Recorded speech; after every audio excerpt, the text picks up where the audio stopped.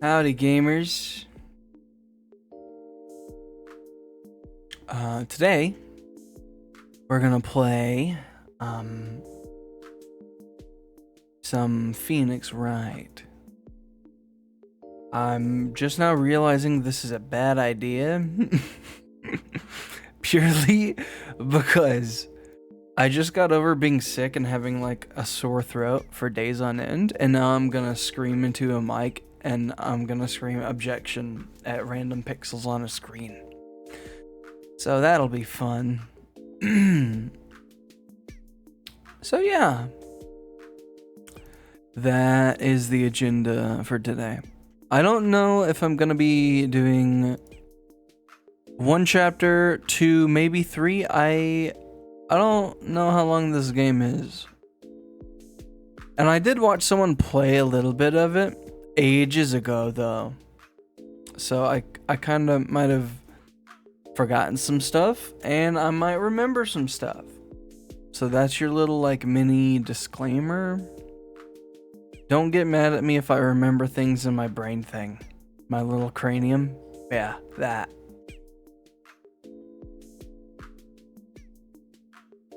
So yeah, that's the plan, man.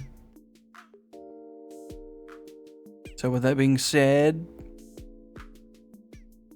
we're gonna boot her up. I actually realized that I didn't like remember to change the name of the stream because I was too excited to stream, because I haven't done content stuff for a little bit because I've been sickle. I've been real sick. So being able to do stuff again is pretty exciting, or being okay enough to do stuff. I still have a little bit of a little cough and a little bit of a like my throat gets stuff in it, and then I gotta that was gross. I'm very sorry about that. Select the details button below while connected to the internet. Why? No, I'm good. I appreciate it though. Okay.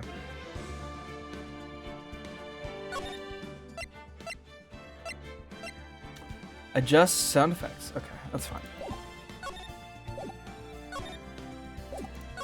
fine. Text skip? No, don't skip the text. Screen shake on, vibration on. I should have done this before stream, yes, but you know, that's okay. Soul's never prepared. Windowed. We're gonna do full screen. Oh, this looks not great. Do 1920, but yeah, it looks much better. Cool. Yeah, because that's how resolution works. Vertical sync. Why does a DS game need vertical sync? Configs. Oh, there's like actual buttons. I thought it was a click and click thing.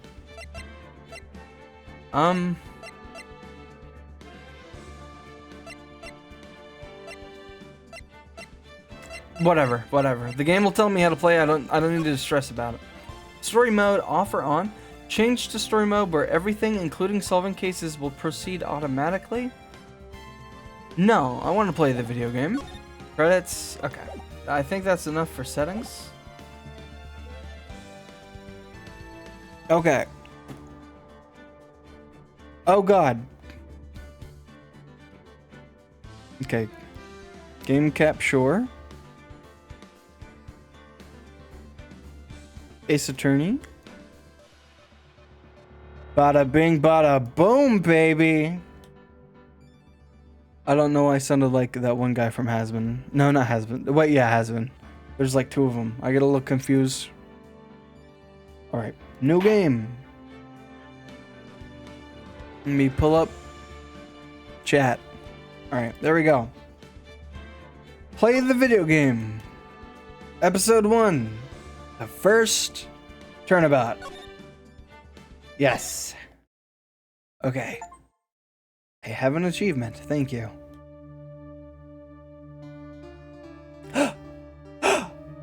Gasp.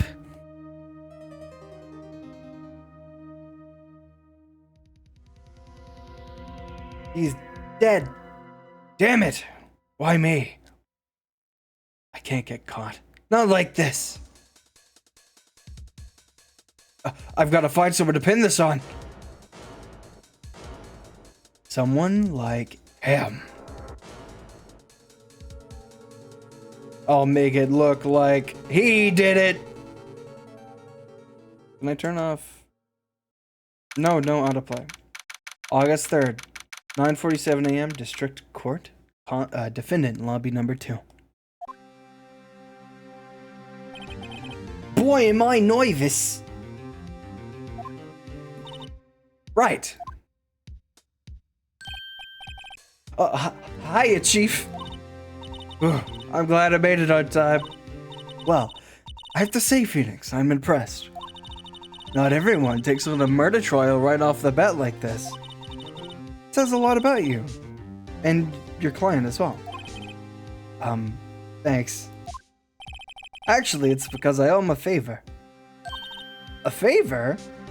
Also, I'm so used to, like, the art being pixelated. The fact that it's, like, not pixels is it's kind of throwing me off a little bit.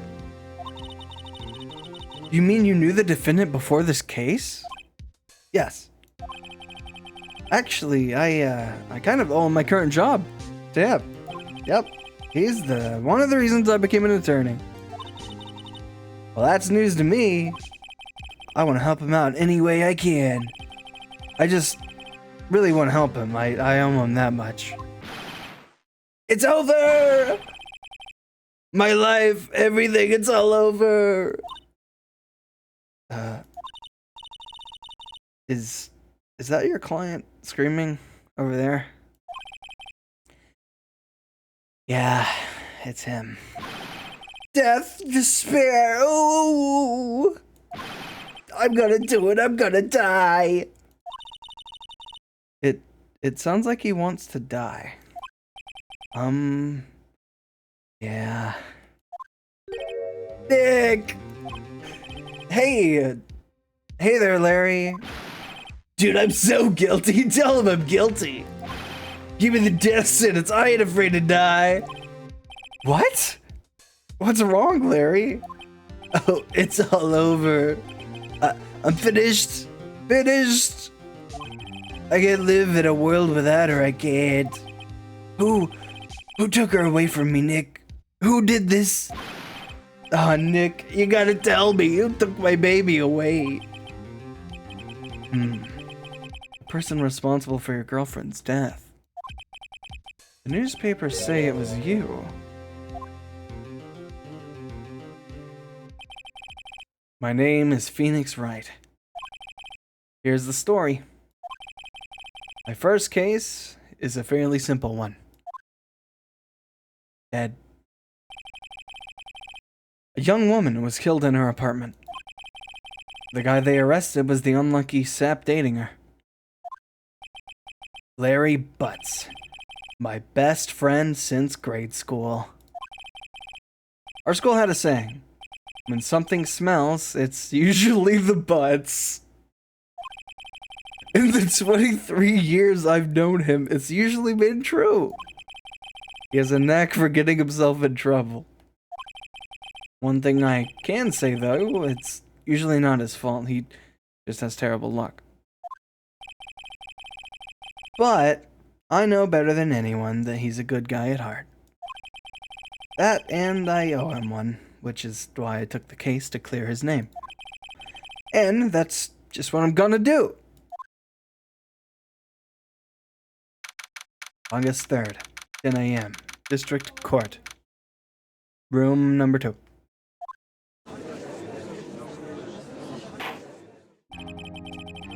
Court is now in session for the trial of Mr. Larry Butts. The prosecution is ready, Your Honor. The, defense is ready, Your Honor. Ahem. Mr. Wright, this is your first trial, is it not? Yes, Your Honor. I'm a little nervous. Your conduct during this trial will decide the fate of your client. Murder is a serious charge. For your client's sake, I hope you can control your nerves. Thank you, Your Honor. I stuck some weed. Yep. That's illegal. Mr. Wright, given the circumstances, I think we should have a test to ascertain your readiness. That makes no sense. Yes, Your Honor. Gulp, the head's shaking and eyesight fading. The test will consist of a few simple questions. Answer them clearly and concisely. Please state the name of the defendant in this case. Larry Butts. It's Mr. Butts. Mr. Butts, Your Honor. Correct. Just keep your wits about you and you'll do fine. Next question. This is a murder trial. Tell me, what's the victim's name? I know this one.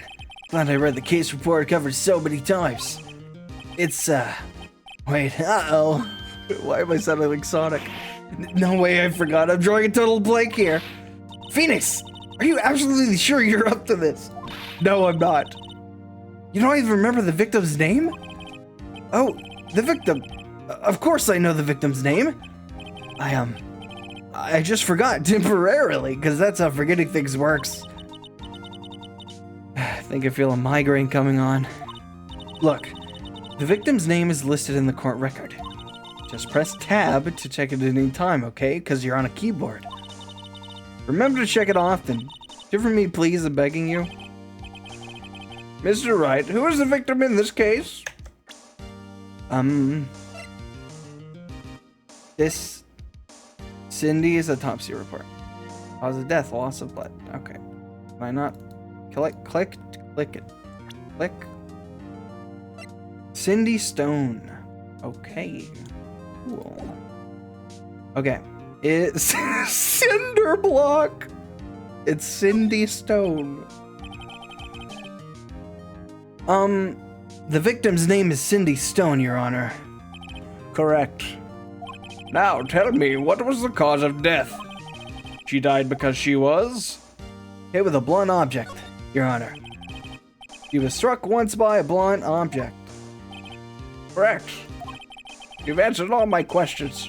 I see no reason why we shouldn't proceed. You seem much more relaxed, Mr. Wright. Good for you. Thank you, Your Honor. Because I don't feel relaxed, that's for sure. I've got a poker face. Well then, first, a question for the prosecution, Mr. Payne. Yes, Your Honor. As Mr. Wright just told us, the victim was struck with a blunt object. Would you explain to the court just what that object was? The murder weapon was the statue of the Thinker. It was found lying on the floor next to the victim. I see. The court accepts it into evidence. Statue under yep, statue. The statue in the shape of the Thinker, it's rather heavy. Right. Be sure to pay attention to any evidence added during the trial. That evidence is the only ammunition you have in court. Use tab to check the court record frequently. Yes, I know. Mr. Payne, the prosecution may call its first witness. The prosecution calls the defendant Mr. Butts to the stand. Chief, what do I do now? Pay attention. You don't want to miss any information that might help your client's case. You'll get your chance to respond at the prosecution later, so be ready. Let's just hope he doesn't say anything unfortunate. Uh-oh. Harry gets excited easily. This could be bad. Why does he look so smug? Why did he... His face... Ahem. Mr. Butts, is it not true that the victim had recently dumped you? Hey, watch it, buddy! We went to great together. We were Romeo and Juliet, Cleopatra and Mark Antony. Didn't they all die? I wasn't dumped. She just wasn't taking my phone calls. Or seeing me. Ever. What's it to you anyway? Mr. Butts, what you describe is generally what we mean by dumped. In fact, she had completely abandoned you and was seeing other men. She had just returned from overseas with one of them the day before the murder. What do you mean, one of them? Lies, all of it lies. I don't believe a word of it. Your Honor, the victim's passport. According to this, she was in Paris until the day before she died. Passport added to the court record. Passport. The victim apparently arrived home from Paris on 7:30, the day before the murder. Indeed. She appears to have returned the day before the murder. Dude, no way. The victim was a model, but did not have a large income. It appears that she had several sugar daddies. Daddies? Sugar? Yes, older men who gave her money and gifts. She took their money and used it to support her lifestyle. Dude! We can clearly see what kind of woman this Miss Stone was. Tell me, Mr. Butts, what do you think of her now? Right. I don't think you want him to answer that question. Yeah, Larry has a way of running his mouth in all the wrong directions. Should I? No, don't say a word. My client had no idea the victim was seeing other men. That question is irrelevant to this case. Dude, Nick, what do you mean irrelevant? That cheating she-dog. I'm gonna die. I'm just gonna drop dead. Yeah, and then I meet her in the afterlife. I'm gonna get to the bottom of this. Larry! Let's continue with the trial, shall we? I believe the accused's motive is clear to everyone. Yes, quite. Oh boy, this is so not looking good. Next question.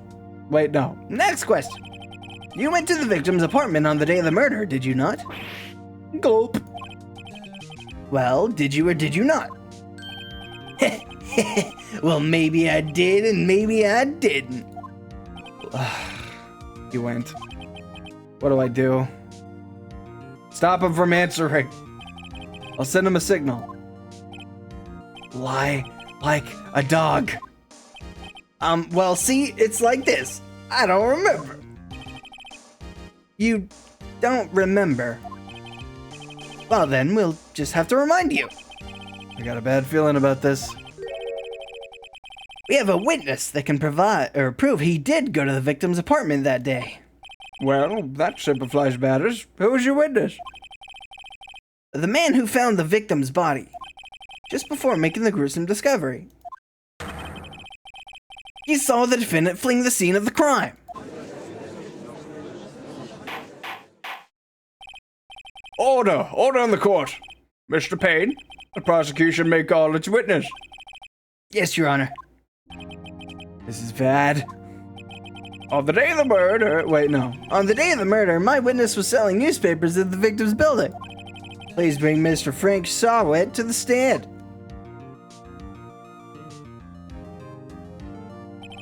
Mr. Sawet, you sell newspaper subscriptions, is this correct?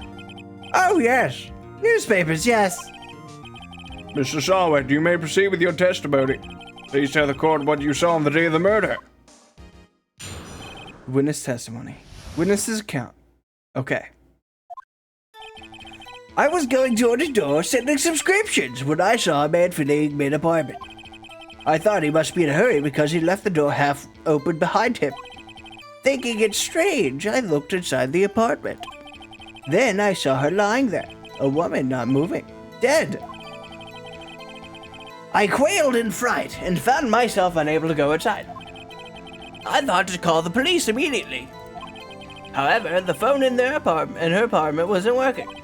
I went to a nearby park and found a public phone. I remember the time exactly. It was 1 p.m. It was 1 p.m.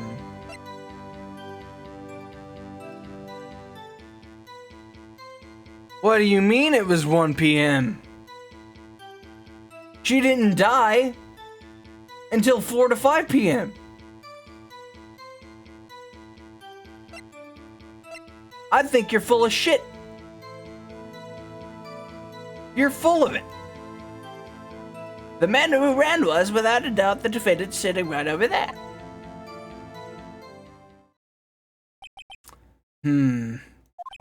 Larry, why didn't you tell the truth? I can't defend you against a testimony like that. Incidentally, why wasn't the phone in the victim's apartment working? Your Honor, at the time of the murder, there was a blackout in the building. Aren't phones supposed to work during a blackout? Yes, Your Honor. However, some cordless phones do not function normally. The phone that Mr. Salwit used was one of those. Your Honor, I have a record of the blackout for your perusal. Blackout record added to the court record. Blackout record, electricity to Miss Stone's building was out from noon to 6 p.m. on the day of the crime. So that means it's like from 12 to 6. Okay. Now, Mr. Wright, Yes. Yes, Your Honor. you may begin your cross-examination. Cross-examination, Your Honor. All right, right. This is it. The real deal. What exactly am I supposed to do? Why, you exposed the lies in the testimony the witness just gave. Lies? What? He was lying? Of course he was. Your client is innocent, right? Then that witness must have lied in his testimony. Or is your client really guilty? Gah, how do I prove he's not? You hold the key. It's in the evidence. Compare the witness's testimony to the evidence at hand. There's bound to be a contradiction in there. Yeah, I already found it. First, find contradictions between the court record and the witness's testimony. Then, once you've found the contradicting evidence, present it and rub it in the witness's face. Okay. Open the court record with tab and then point out contradictions. Okay. Cross-examination. Okay.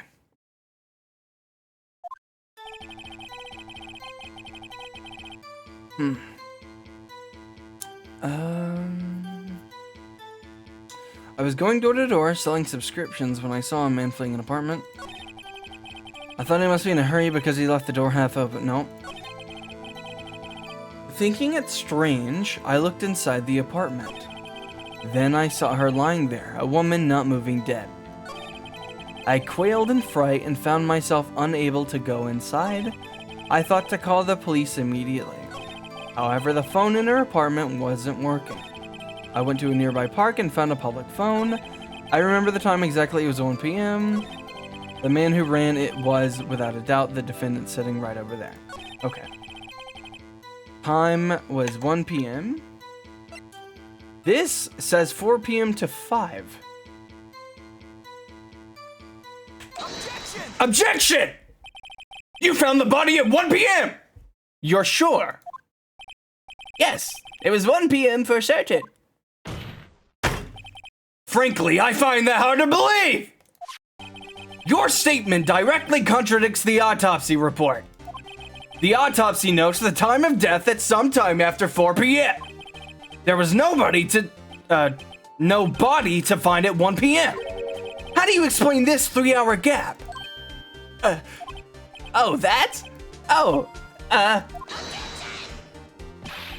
This is trivial. The witness merely forgot the time. No. After his testimony, I find that hard to believe. Mr. Salwit, why were you so certain that you found the body at 1 p.m.? That's because he killed her at 1 p.m. Gee, that's a really good question. Great job, Wright. Way to put him on the spot. That's all you have to do. Point out contradictions. Lies always beget more lies. See through one and their whole story falls apart. Wait, I remember now. Oh, do you? Would you care to give your testimony again? Witness testimony, the time of discovery. You see, when I found the body, I heard the time. There was a voice saying the time. It was probably coming from the television. Oh, but it was 3 hours off, wasn't it? I guess the victim must have been watching a video of a taped program. That's why I thought it was 1 p.m. Terribly sorry about the misunderstanding.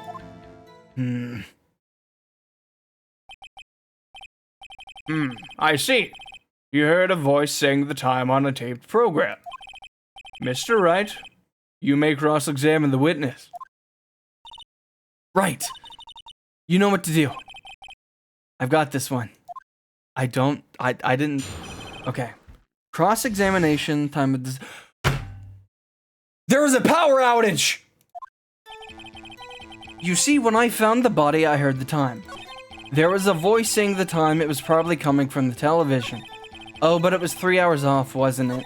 I guess the victim must have been watching a video of a tape program. That's why I thought it was 1 p.m. Terribly sorry about the misunderstanding.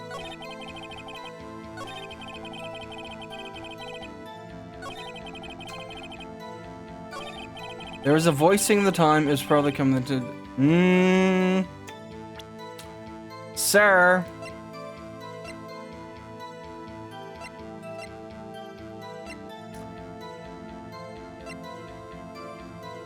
Electricity to Miss Stone's building was out from noon to 6 p.m.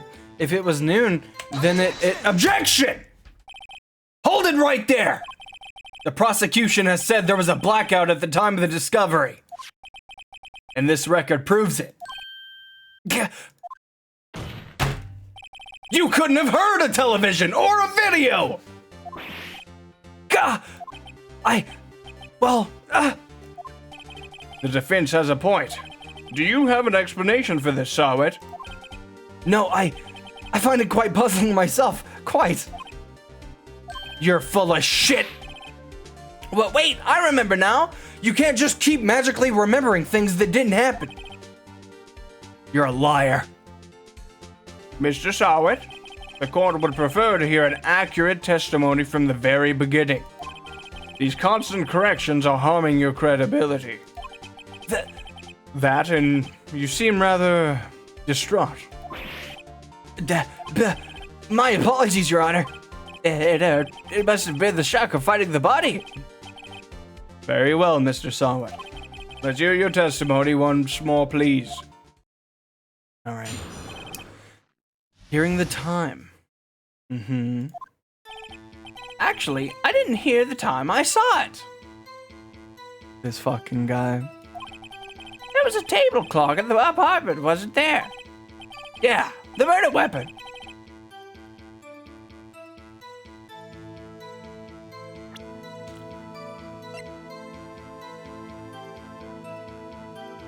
It's a statue, not a clock, though, right?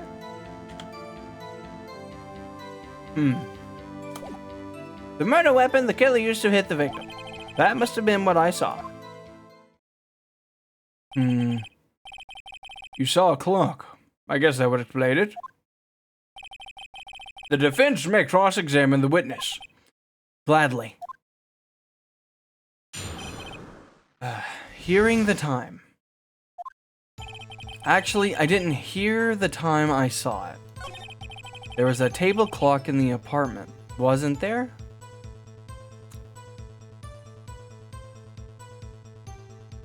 What do you mean? Yeah, the murder weapon, the killer used it to hit the victim. That must have been what I saw. Are you talking about this? Objection! Wait just a moment. The murder weapon wasn't a clock. It was this statue. Now, how is this supposed to be a clock? Well, you with your objections and your evidence? Just what do you think you are? Just answer the question, Mr. Sawit. Hey, I saw it there, okay? That's a clock. Your Honor, if I may. Yes, Mr. Payne? As the witness stated, this statue is indeed a clock. The neck is a switch. You just tilt it and it says the time out loud. As it doesn't look like a clock, I submitted it as a statue. My apologies. I see. So the murder weapon was a table clock after all. Well, Mr. Wright, it appears that the witness's testimony was correct. This is a clock. Do you have any problems with his testimony now?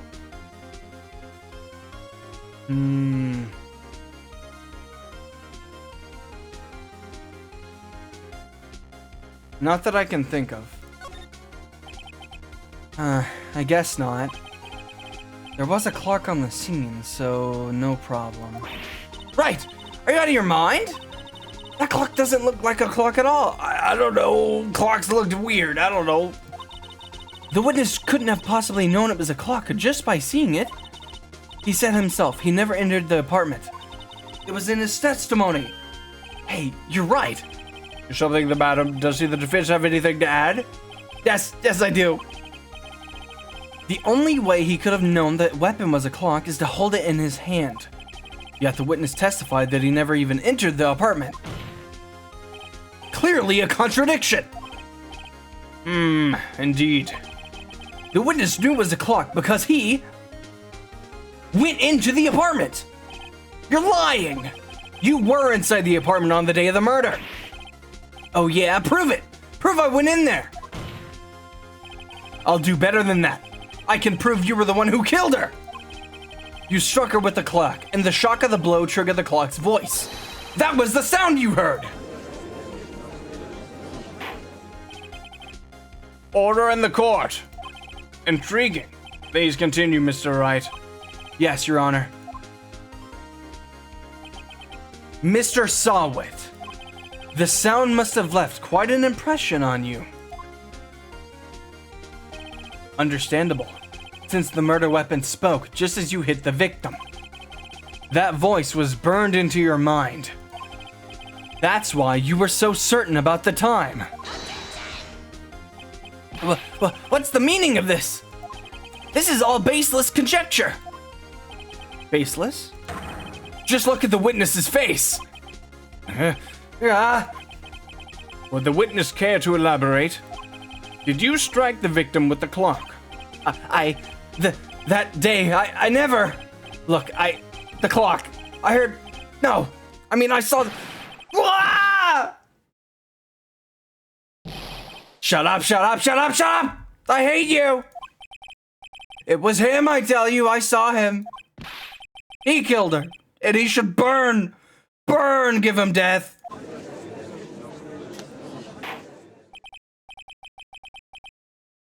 Order! Order in the court, I say. Your Honor, a moment, please.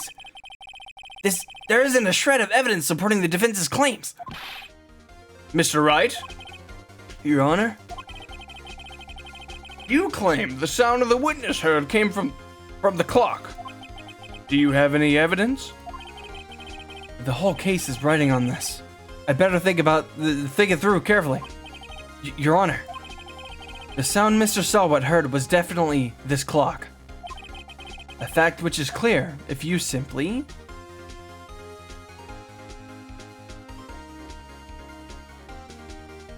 try sounding the clock.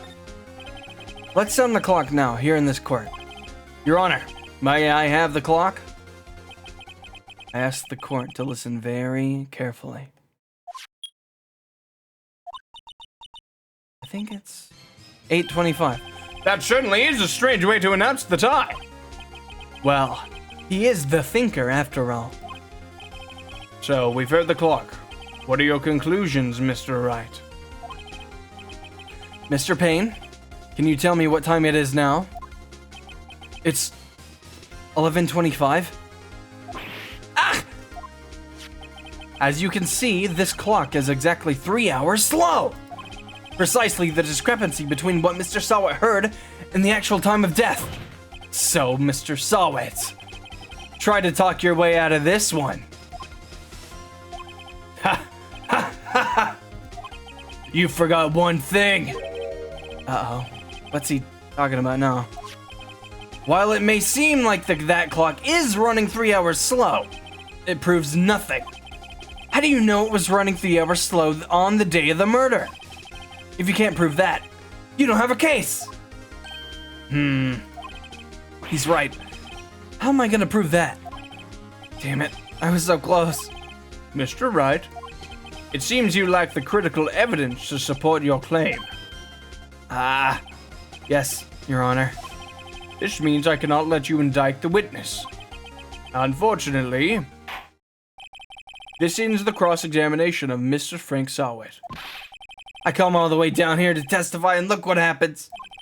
You treat me like I'm a criminal. A criminal. You lawyers are all slime. I almost had him. Sorry, Larry. I failed you. There's nothing I can do about it now. Not so fast, Mr. Sawit! Mia? I mean, Chief? Listen up, Wright. Don't throw this one away. Not like this. Think! Think, Wright, think! But Chief, it's over. I can't prove the clock was slow the day of the murder. Nobody can prove that. Well, yes. But that doesn't mean you can't still win. Try thinking out of the box. Don't waste time doubting the facts. Assume the clock was 3 hours slow and think through it. Ask yourself, why was the clock 3 hours slow? Figure out the reason, and you'll have your proof. Right? Right? Can you think of a reason as to why the clock would be 3 hours slow?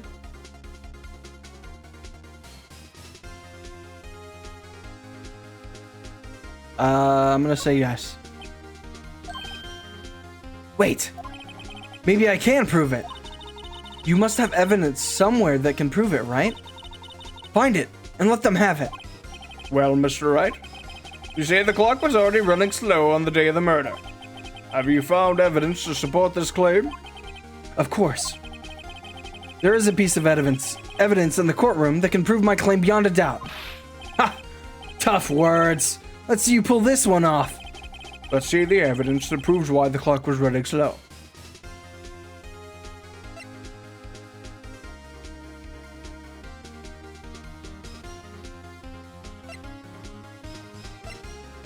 Really arrived home from Paris?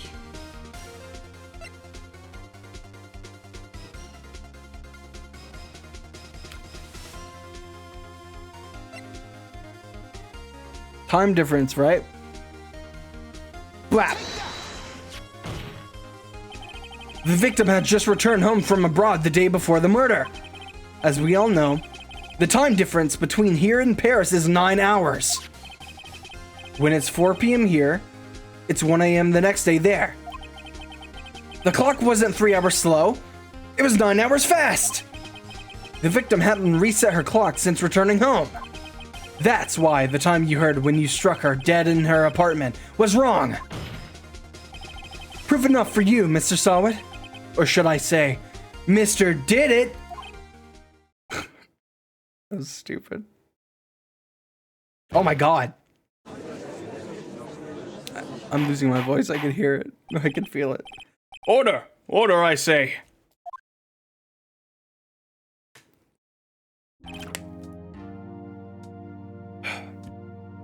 Well, this case has certainly turned out differently than we all expected.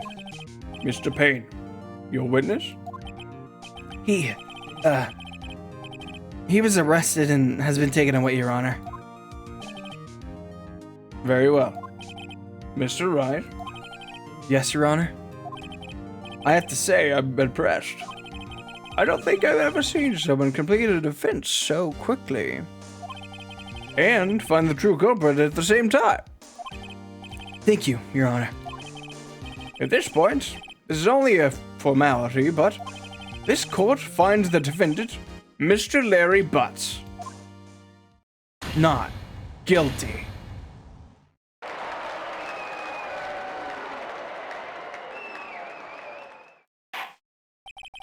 And with that, this court is adjourned.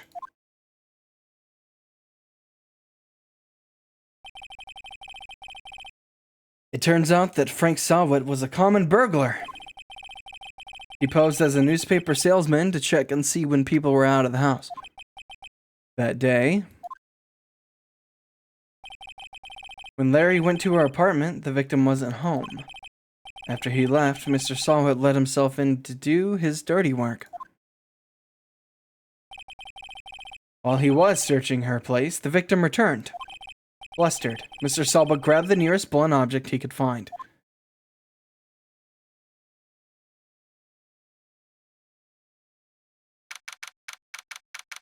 August 3rd, 2:32 p.m., District Court, Defendant Lobby Number 2. Whew, I still can't believe we won. Right! Good job in there. Congratulations. Thanks, Chief. I would all to you. Not at all, not at all. You fought your own battles in there. It's been a while since I've seen the trial end on such a satisfying note. I've never seen the Chief look this happy. If she's this glad, imagine how Larry must feel. My life is over. What? Larry, you're supposed to be happy. What's wrong now? Aw, Nick. Don't worry about me. I'll be dead and gone soon. Good. Wait, no. I mean, bad. Larry, you're innocent. The case is closed. But my Cindy Windy's gone, man. Gone forever. Larry, she was a... Nah, never mind. Congratulations, Harry. Harry? Yes, you! I can practically see the headlines now. Harry Butt's innocent. Thanks, I really owe you one. I won't forget this, ever. Let's celebrate. Dinner? Movie? My treat. Oh, no, I couldn't. Hey, I was the one who got you off the hook. Oh, hey! Here, take this. It's a present. A present? For me? Wait, wasn't this the evidence that... Actually, I made this clock for her. I made one for her and one for me. Really? You? You made this? Well, thank you. I'll keep it as a memento. Yo, Nick. Can you believe it? I was so into that chick. And she was just playing me for a fool. Don't that make you want to cry? Larry. Are you so sure? Squeeze me? I think she thought quite a lot of you, in her own way. Nah, you don't gotta sympathize with me, it's okay. Oh, I'm not just sympathizing, really. Isn't that right? Right. Don't you have something to show your friend? Something that proves how she felt about him? Huh? Oh yeah, right. What the heck is she talking about? She kept your gift. Check this out, Larry. Proof positive you weren't just some chump to her. Huh? What about that clock? This is the clock you made for her, Larry. And she took it with her when she traveled. Whatever. She probably just needed a clock, that's all. You think so? It's a pretty heavy clock to take traveling. Well, make of it what you will. Hey, Nick. I'm glad I asked you to be my lawyer. Really, I am. Thanks. Hope that made him feel a little better. Right? I hope you see the importance of evidence now. Also, hopefully you realize things change depending on how you look at them. People too. We never really know if our clients are guilty or innocent. All we can do is believe in them. And in order to believe in them, you have to believe in yourself. Right? Listen, learn, grow strong. Never let go of what you believe in. Never. Well, I think our work here is done. Shall we be off? Yeah, I guess so. Say, how about dinner on me? We'll drink a toast to innocent butts. Yeah! Oh, speaking of Larry, you were saying part of why you became a lawyer was because of him. Yeah, part at least. You have to tell me more about it sometime. Maybe over drinks? And so my first trial came to a close. Larry slapped me on the back and said, "Gee, Nick, it's good to have friends." But I'm pretty sure he's not going to pay us, unless you count the clock he gave me I didn't know it then. That clock was soon going to be at the center of another incident. And my promise to tell the chief about me and Larry would be one promise that I wouldn't be able to keep. The end. Damn. A brand new episode has been added. Yes. This one. Right.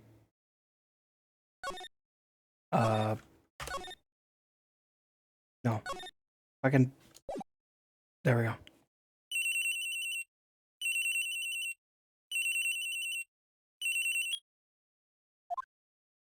Hello? This is Maya. Hey, Maya, it's me. Mia, what's up? You haven't called in a while. Sorry, I've been so busy. How have you been? Well, lonely, and it's all your fault. Nah, I'm just teasing. I've been great. I'm finally getting used to having my own place.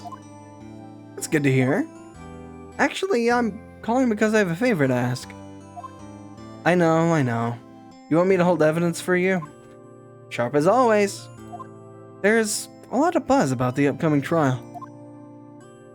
I just don't feel safe keeping the evidence here. I gotcha, so, what is it this time? It's, a clock. A clock? Yeah, it's made to look like that statue, the thinker, and it tells you the time. I thought you might like it. You always did like toys. Hey, not a little girl anymore, sis. No. You know I'm only teasing. I should probably tell you that the clock isn't talking right now.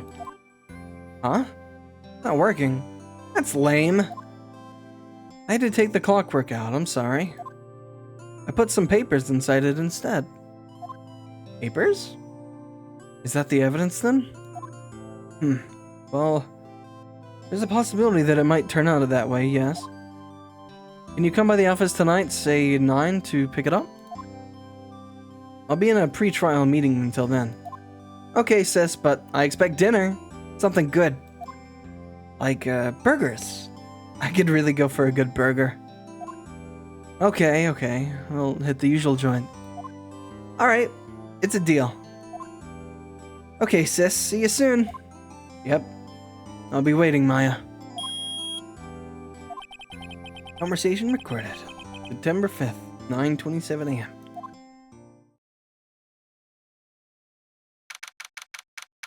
September 5th, 8:57 p.m. Faye & Co. Law Offices. Now, Miss Faye, I'll take what's mine. The papers. I'm sorry, but I can't give you what I don't have. Miss Faye, you are a poor liar. Why, I see it right over there. That must be the thinker that swallowed those papers. How would you know? You're not cogniferous of my background. Gathering information is my business, you see. I should have been more careful. Oh, my dear Miss Faye, I'm so very sorry.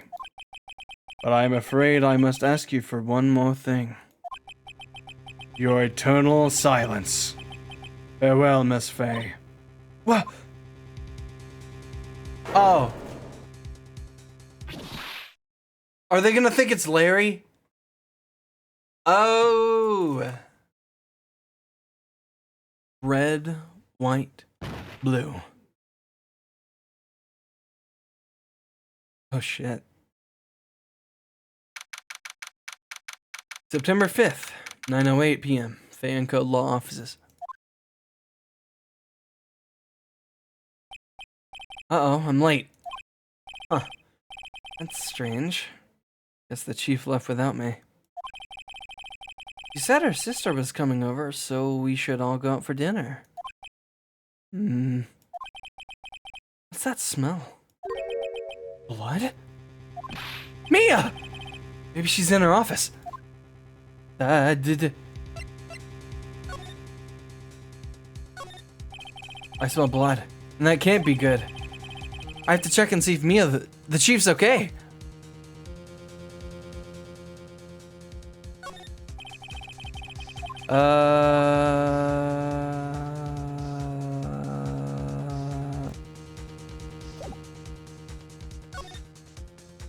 Office. I thought I was in there. I smell blood. Is someone's there? Chief? Chief? Chief!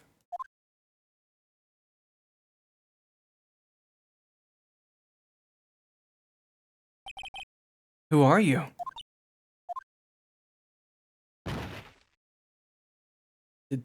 A strange girl dropped out cold. I left her lying on the office sofa. I went back to the chief where she lay under the window.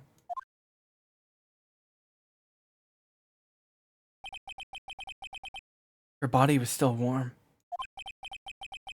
I could feel it when I held her shoulder. Then, all too quickly, it began to fade. Until finally she was cold. Chief.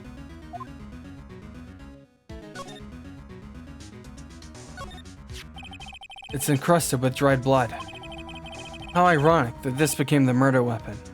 Again. Some shards of glass are scattered on the floor. They seem to be the remains of a glass light stand.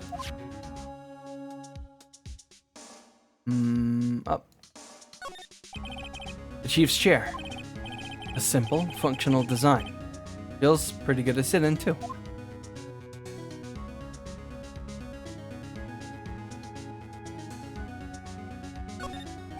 Chief. Hard seeing her like this, but there are any clues here. She was struck on the head with a blunt object. She probably died instantly. The thinker, lying next to her, must have been the murder weapon. The thinker added to the court record. There's some glass shards near the chief's body.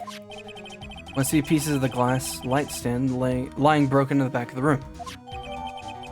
Glass shards added to the court record.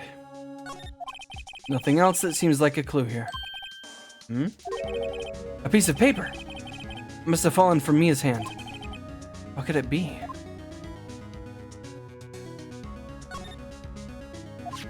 Maya. A word is written in blood on this scrap of paper. Maya. Did Mia write this? This piece of paper is a receipt from a department store, dated yesterday. Receipt. A department store receipt with the letters written in blood on the back. I think that's enough snooping around for now. I'd better call the police. And find out what that girl was doing here.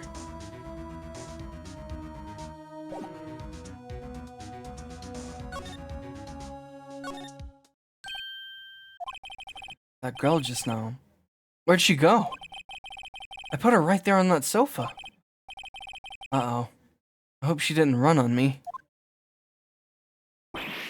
Yipes! Don't scare me like that. Excuse me, but, who are you? It's okay. I work here. Maya. Maya Faye. Maya? Faye? Maya? So Mia was writing this girl's name. Maybe I should show her the receipt? I never thought there'd be a use for evidence like this outside of the courtroom. What happened? She seems to be in shock. I don't want to disturb her, but I have to know. Excuse me. Can you tell me what happened? I came in. The roof was dark. And sis. So she was already dead. So, you're the chief's sister, I'm her younger sister. And you were here visiting? This late at night? Yes. She said she wanted me to keep some evidence for her. Evidence? Yes. It was the clock. It was the thinker.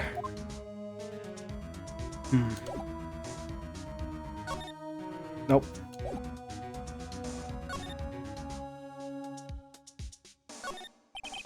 You couldn't cram more legal books in here even if you wanted to. You can gaze upon the shelves without feeling insignificant. A small writing desk cluttered with office supplies. The reception desk. I usually sit here.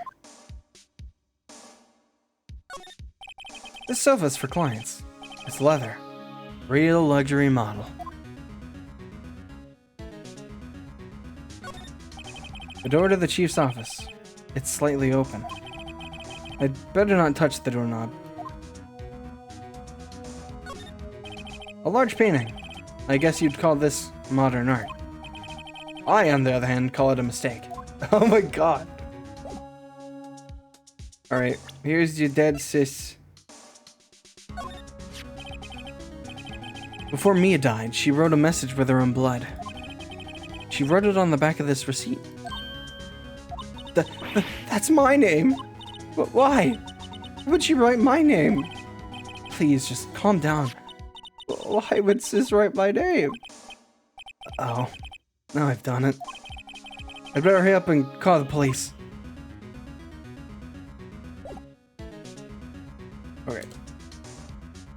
Police. How do I call police? How do I 911?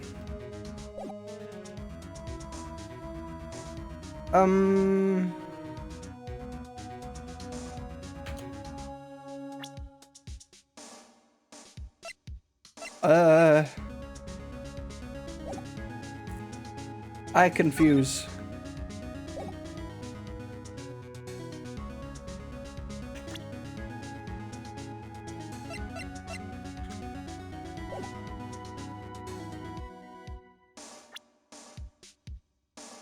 I don't know what to do.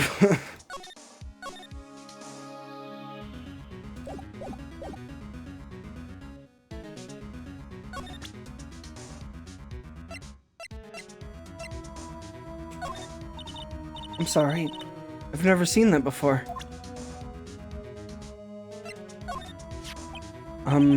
About the thinker. The thinker? That was... Oh, sis. Oh, shouldn't have asked her about the murder weapon. This is laying next to the chief. I know.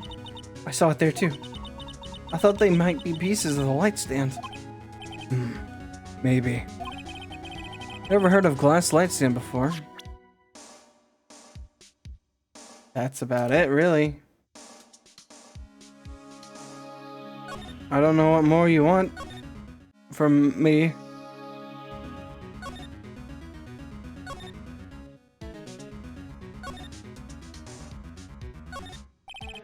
A perfectly normal office desk. Chief had a very particular policy about office decor. Spend big on stuff the clients use, but keep your own stuff simple.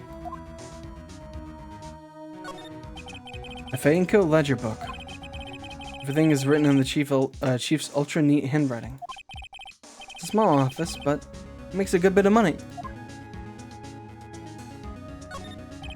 Surprisingly, the chief was never good with machines. About all she used this PC for was email. You picked up this ancient model at some garage sale for practically nothing. All the chief's important documents are packed in here. This is where she filed her case records and recent rulings.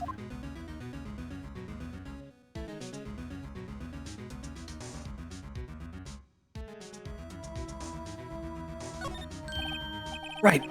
I better call the police. That's funny. A few of the screws in the receiver are missing. Looks like someone was halfway through taking it apart. Police? Please, come quick! What was that? Someone screaming from outside the window? She's staring right at me. She's holding a phone in her hand. Oh, shit.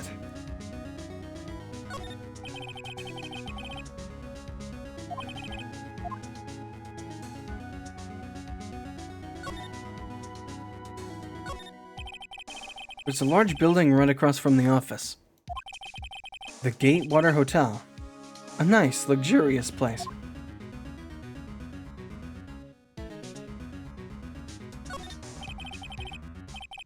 It's painful to look, but I have to. For Mia's sake. Looks like she was hit in the head with a blunt weapon. She probably died instantly.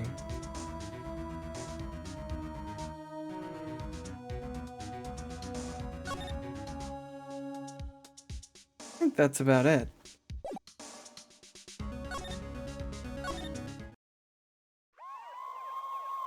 Uh-oh. The police! Sounds like they're coming this way. Freeze! Police!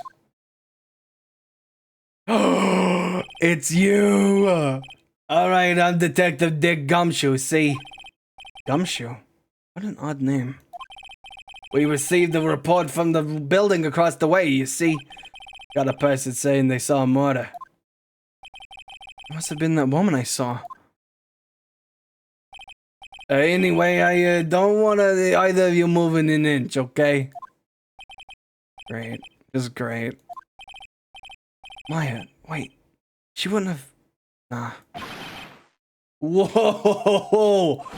Excuse me! Ah! This word Maya here, mean anything to you?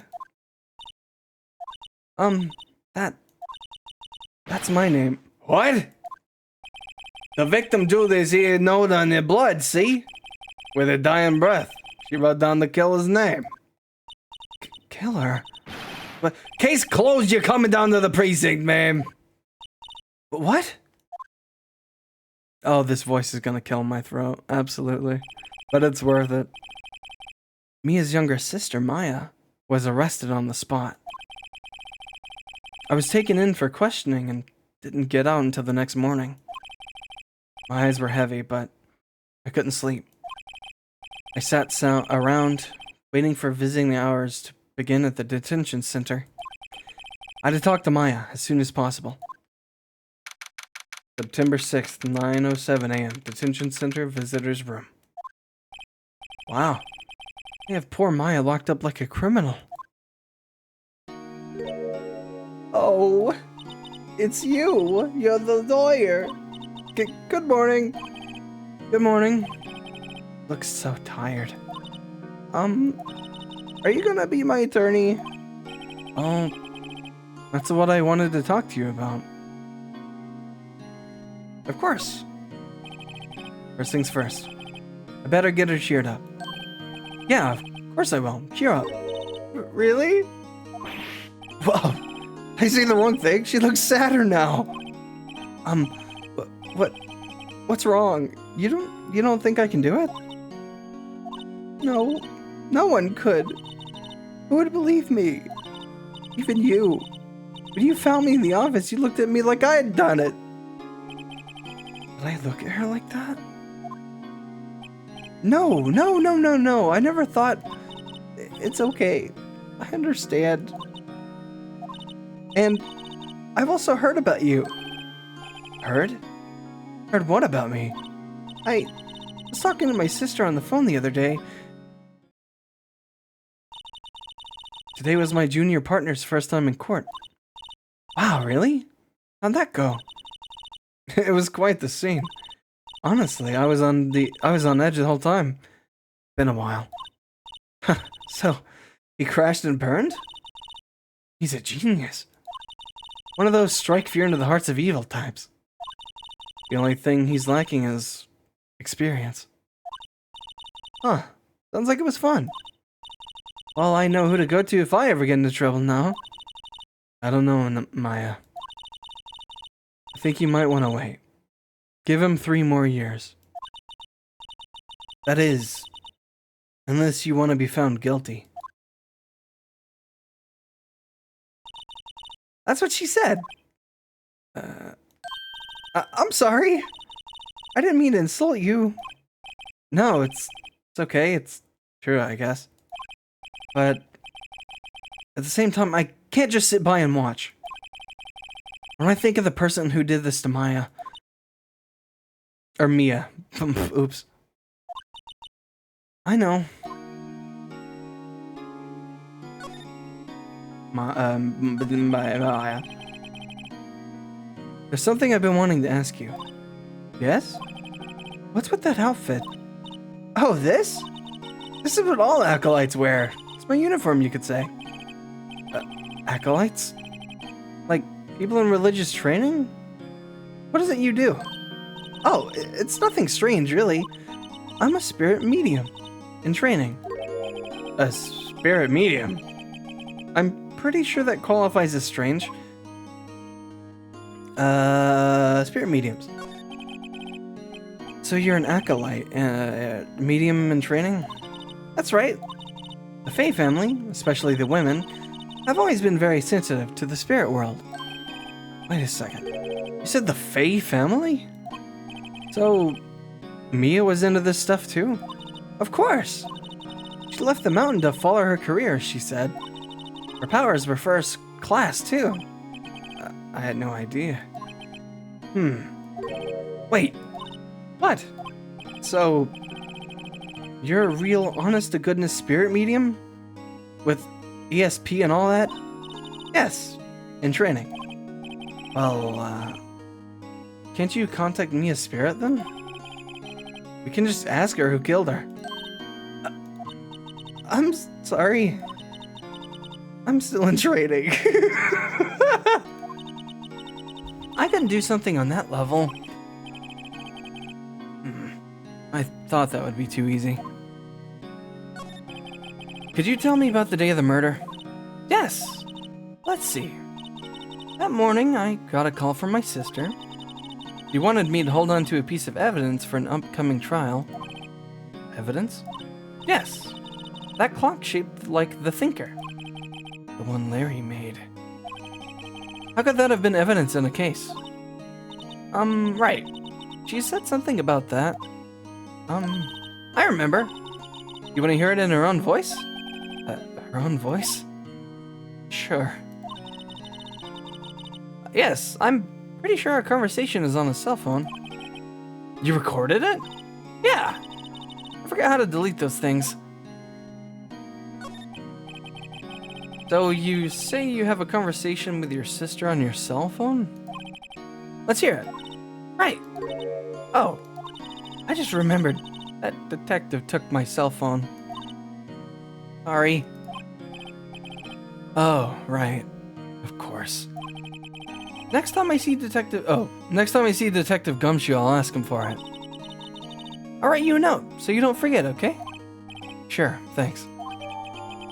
Maya's memo added to the court record. A conversation I had with my sister is recorded on my cell phone. Huh? Something the matter? I was wondering, could I ask you a favor? Huh? This is the address of a famous lawyer.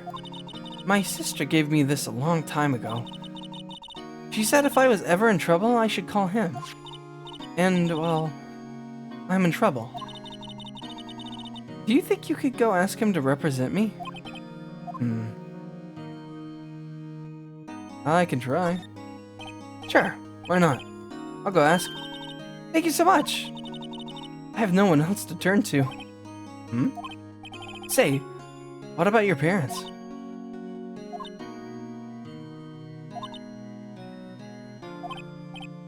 I see. Don't worry, leave it to me. Thank you. The trial is tomorrow at 10. What? Tomorrow? Tomorrow. What if this guy refuses? He told me that if I don't find one, the state will pick an attorney to defend me. When will that happen? They're giving me until 4 this afternoon. And visiting hours are almost up. I'd better hurry. Right. I'll be back. Could you tell me about the day of the murder? Sorry, I know it must be hard. No, it's okay. All I've been doing the last few hours is talking about it. kinda gotten used to it. Let's see. That morning, I got a call from my sister. Oh, wait. It was around 9. The lights were off, and I could smell blood. Then I found her. My sister. Thanks, Maya. That's all I need to hear for now. Alright.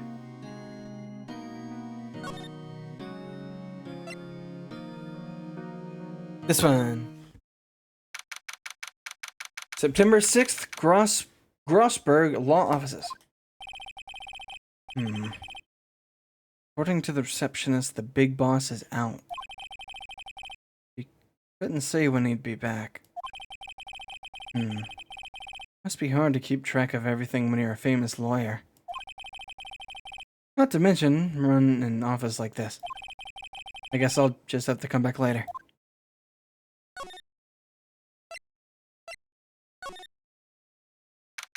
September 6th, Fay & Co. Law Offices. The office is filled with police officers.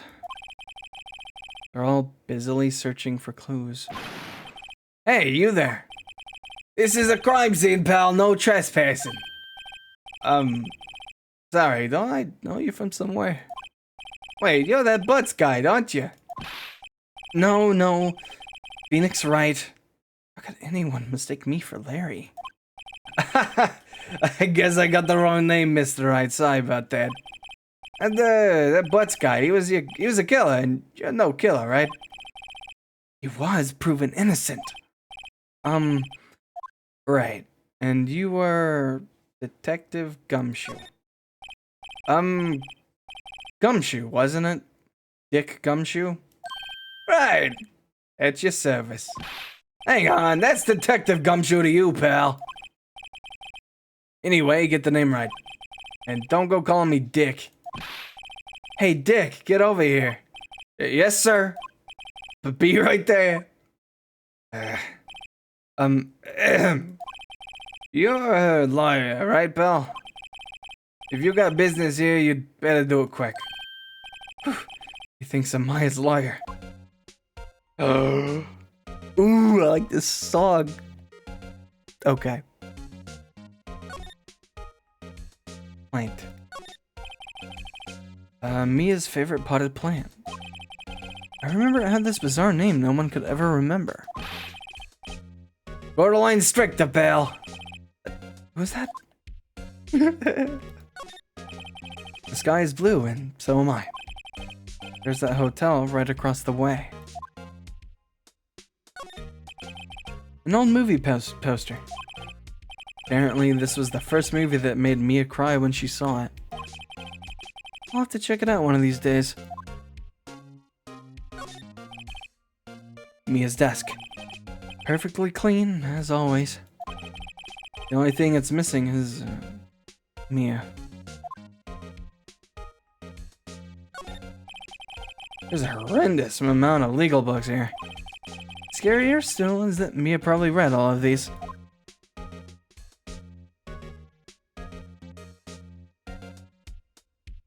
Oh, I think that's it.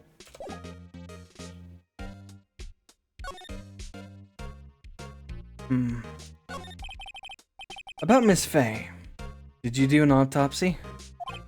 You wanna know what the results are, eh? Now, don't you look at me like that, pal. It's no use. You might have been your boss, but that don't mean you gotta get any special treatment. Alright. You can see the report, but that's all.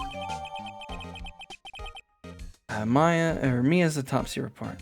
Time of death, September 5th at 9 p.m. Cause, single blunt force trauma. Death was instantaneous. Maya. About Maya. Yeah, I'm looking forward to the trial. Sorry, pal, but this is the one trial you ain't gonna win. But why do you say that? The city's put Prosecutor Edgeworth on this prosecution. Edgeworth? I'm sure you know what that means, you being a lawyer and all. Edgeworth? Prosecutor Edgeworth. That's right, pal. Mr. Miles Edgeworth himself. Wait, You do know him, don't you? No, I don't. Never heard of him. Whoa! And you call yourself a lawyer, pal? About 4 years ago, this Edgeworth guy became a prosecutor at the age of 20. Everyone says he's a genius, but surprised you don't know him.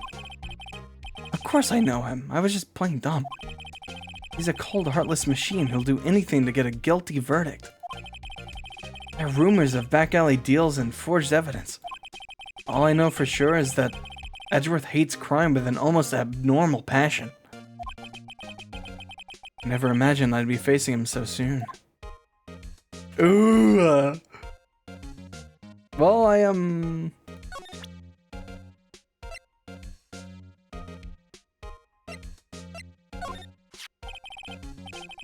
was wondering, do you know anything about this?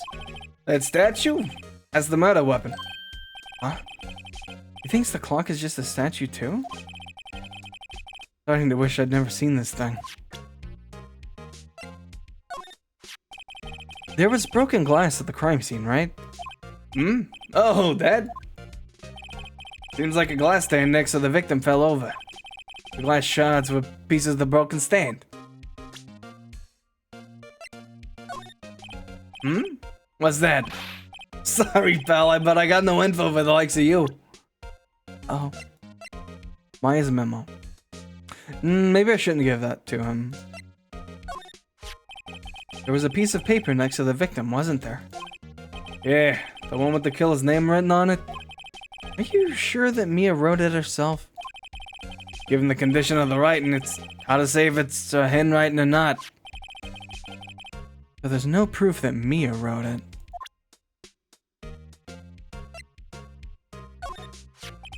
Thanks for this. Don't mention it, pal. When it comes to dealing with lawyers, fight fair and square is our motto.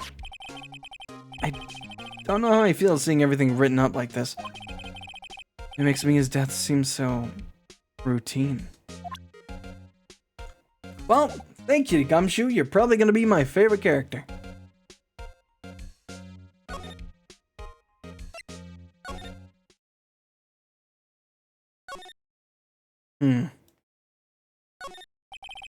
An expensive potted plant. No idea what kind of plant it is, but probably the most expensive one available. An ashtray.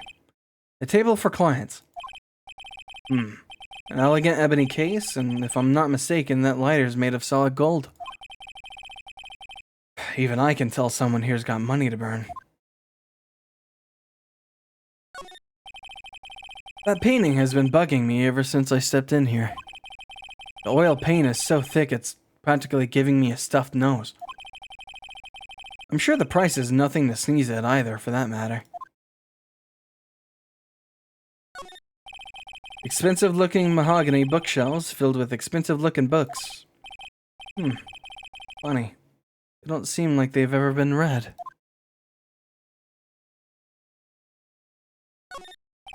Solid mahogany desk. The wood's been polished to a deep luster.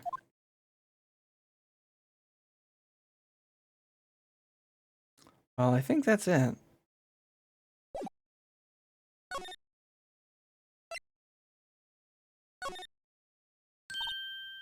Hey!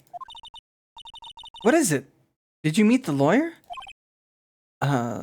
Sorry. I haven't seen him yet. I see. I better go see if I can find this elite lawyer she's talking about. I've tried. I don't see him. What about your family? I only had my sister. My father died when I was very young. And I don't know where my mother is. You don't know? So she could still be alive? The women in my family have been mediums for generations. They say a lot of spiritual power runs in our blood. About 15 years ago, our family was involved in an incident. There was a man, and he ruined our mother's life. Ruined. After that, she disappeared. Several years after that, my sister announced she would become a lawyer, and she left the mountain. So, you live by yourself? Yes, I've gotten used to it. Oh, also, I had to become independent, or I would lose my powers. I feel bad for her. All by herself up on that mountain. So who was this man who, ruined your mother? About 15 years ago, there was an unusual murder case. It made quite a stir. Everyone was talking about it, apparently. The police were running out of leads and they were getting desperate. Wait, they didn't use the spirit medium, did they? The police convinced my mother to try to contact the victim. Wow. So what happened? The case was solved. We thought. You thought? The man my mother helped the police capture was innocent. Huh? The police's consultation with the medium had all been carried out in secret, of course. But a man found out about it and leaked it to the press. He told all the papers that my mother was a fraud, and the media jumped on it big time. My mother, became the laughingstock of the nation. I see. White. Excuse me? White. That was his name. My sister told me. White?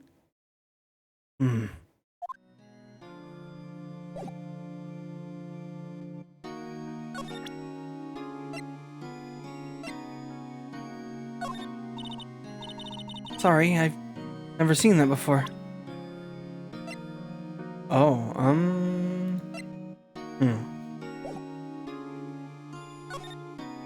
Go back to this, I guess. Still? No? What? What do I do? I don't know what to do.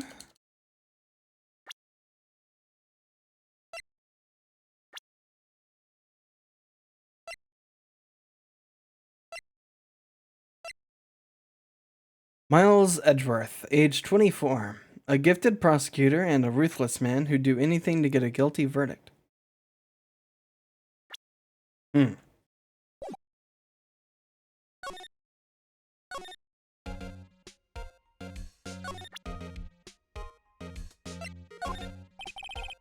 I was wondering, did you see Maya Faye's cell phone? Oh, that? I have that. Do you think you could give it back? Sure. I mean, wait a second, pal. Tricky lawyer. Oh, he's on to me. Tell him straight or gay. Straight. I tell him why I want it. There's no way he'll give it to me. Something the matter? Oh, no, it's just, detective. Nope, I know nothing, pal. That cell phone has a lot of numbers on it. Like her boyfriend's. A cell phone holds a whole little girl's sweetest and spiciest secrets. You're trying to confuse me. Sorry, pal, I already checked all the numbers in memory. Impressive. You're quite the detective. Oh, yeah, you can have the phone back. There weren't any suspicious call records in there after all. Seems he didn't notice the recorded conversation. Maya's cell phone received from Detective Gumshoe. Check the court record to hear the recorded conversation. I guess I've asked all the questions I need to. You all done, pal? Yes, thank you. I'll be heading out now. Oh, wait. One more thing I wanted to mention to you. I don't suppose you're planning on taking all of that to the witness? Anyway, you'd better not. No influencing the witness with your lawyerly ways, pal. Boobies. Come to think of it, I had completely forgotten about her. The witness? Yeah, witness, Miss April May. I'm sorry about this, but I can't tell you anything about her. Well, you just told me her name. Miss May, huh? So you've seen her home already, huh? Then? Or sent her. You're trying to lawyerly tricks on me now. She's not going outside her room until the trial. So she's still in the hotel across the way. I guess I should know better than to try to get a detective to leak information. Yeah, you got that right, pal. Time to pay a visit to Miss May.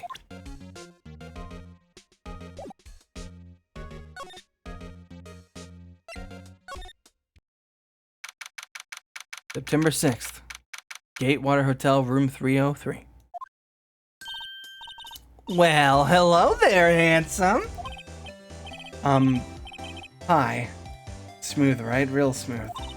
You're the lawyer, aren't you? The detective told me. He said, don't say nothing to that lawyer, pal. Tee. Memo to self. Thank Detective Gumshoe for making my job harder. Gee, this is all like something out of a movie. It's all so exciting. I can hardly contain myself. Ooh, let me go freshen up so I can look the part of the beautiful eyewitness. I pity the lawyer that has to cross-examine this one. You.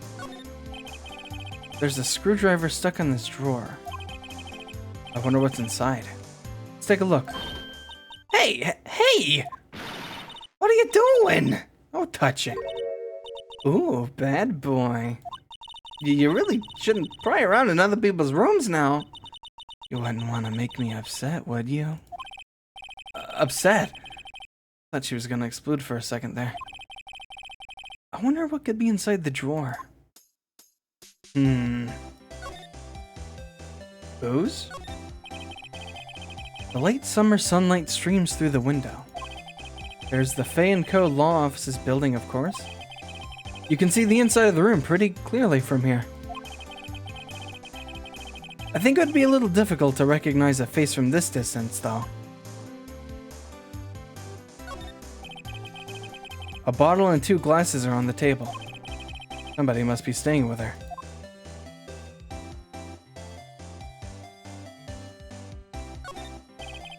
A simple bed. It's been recently made. Nothing eye-catching here.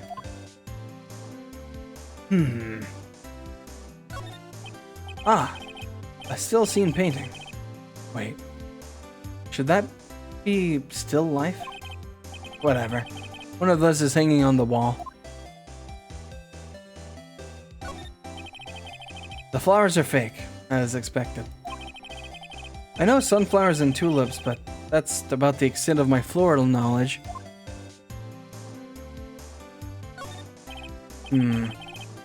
What's inside, I wonder?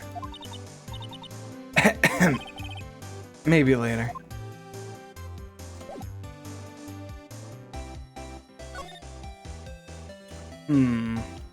What'd you witness? Do you think you could tell me something? I need you to describe what you observed at the time of the incident. Ooh, observe. Incident? You sound just like a lawyer in the movies. I like a man with a big vocabulary.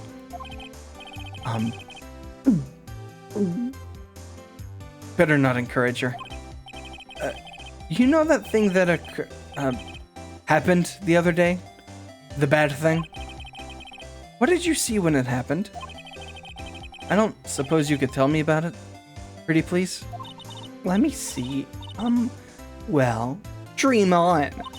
If you want to know, you'll just have to come to court tomorrow, Mr. Lawyer. Oh boy. Could you... Just who exactly are you?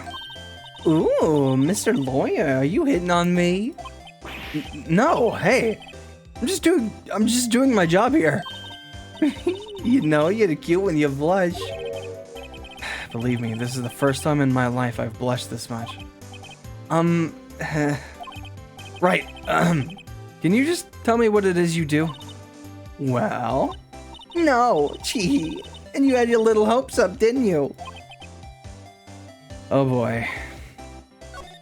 I see there are 2 glasses on the table. Is someone staying here with you? Ooh, what amazing powers of observation. You must be one of those famous detectives like on television. Oh, no, not me. I'm just a lawyer. Say, Mr. Big Detective, why don't you go look for clues in the garbage, huh? Miss May doesn't like nosy little lawyers. Oh boy. Well, this was a whole lot of nothing. Is this guy back? Seems like Mr. Grossberg is out. Well... Oh. If that wasn't the most over-the-top clearing of the throat I've ever heard. Oh, it's this guy. Aha! So you're the one they say has been looking for me. Yes, that's me. He looks even grander than I imagined. That badge in your collar. Ah, so you're a lawyer, are you now? Yeah, well, yeah. And what do you want? I'm not particularly busy these days. Please proceed. Not busy. Then how come no one could get in touch with you? Something the matter? You came to see the one and only Marvin Grossberg, did you not? Well, here I am, boy. What do you want? Out with it. Well, sir, actually it's about Maya and Maya Fey. Yes. Maya Fey. Go on. Why the strange reaction? I'm really quite busy here, son. I can't go taking cases on a day's notice. No, it's quite impossible. Wait a second. How did you know the trial was tomorrow? Anyway, I'm afraid it's entirely impossible for me to represent her. Sorry, end of discussion. What's going on? He refused me before I even got a chance to ask him. What do I tell Maya? Oh, I like your music. Oh, that's right. Your refusal. How could you just refuse like that? Please, tell me why you won't take the case. Well, you just see, I'm busy, you see? But the client is Maya Fey's sister. Maya trusted you. She knew her sister would be in good hands. I'll state. Yes, of course, I know that. However, I'm sorry, but I must refuse. Sorry, goodbye. Creep. Fine. I don't have time to argue with you anyway. I'll go look elsewhere. I think not. Huh? Did you say something? I think not, I said. What do you mean? I'm terribly, terribly sorry, but I'm afraid that no lawyer worth their salt would take on this particular case. Terribly sorry, my boy. Why? I cannot say. That's weird. Why would you do that?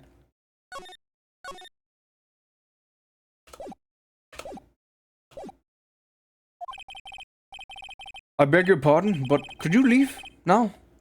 I've nothing to discuss with you. What's going on here? How did you know Maya Fey? Or Mia? She worked here a long time ago. Quite the apprentice, that one. Learned my techniques in the blink of an eye. She left one day, quite suddenly. She had a mission, you see. A mission? You could see it in her eyes. She followed it with a burning passion. Never looked back, that one. Painting? That's it's quite a painting. Aha! You noticed! It's my pride and joy. Impressive, isn't it? Well, isn't it? The color of the sky, the hue of the sea, the weave of the straw hat. It's worth at least 3 million. I have no intention of parting with it, of course. No, I won't sell it. Not even to you. I wasn't interested. It's not for sale. I'm not buying. I'm not buying. Jeez. Oh, I better go talk to Mia.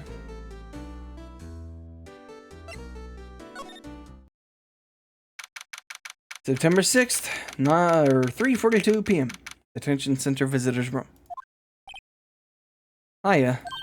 Oh, you're back. Did you find the lawyer? Well, what do I tell her?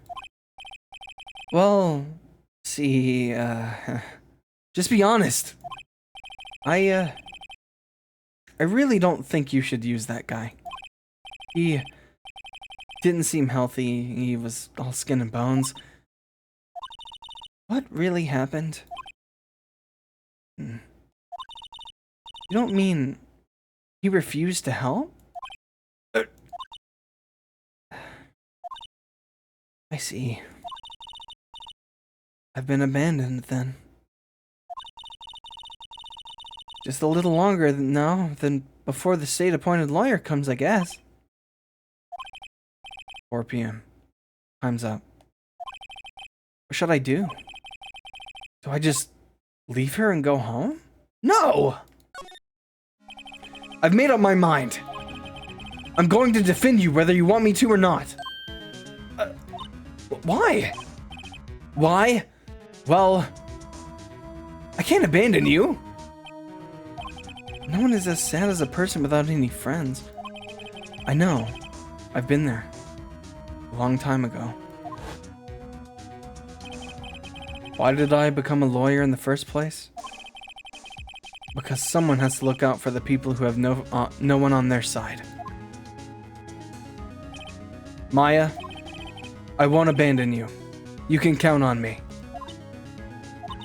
That's so kind of you.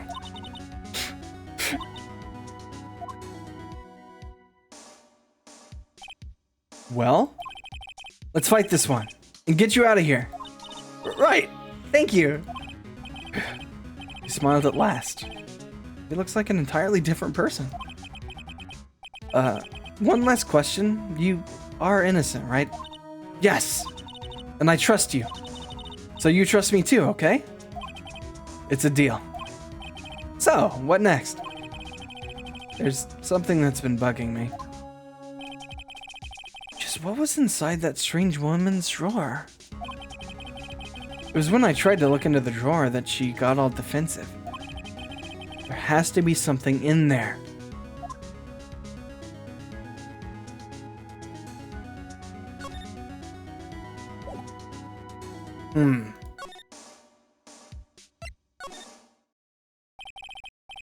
Good afternoon, sir.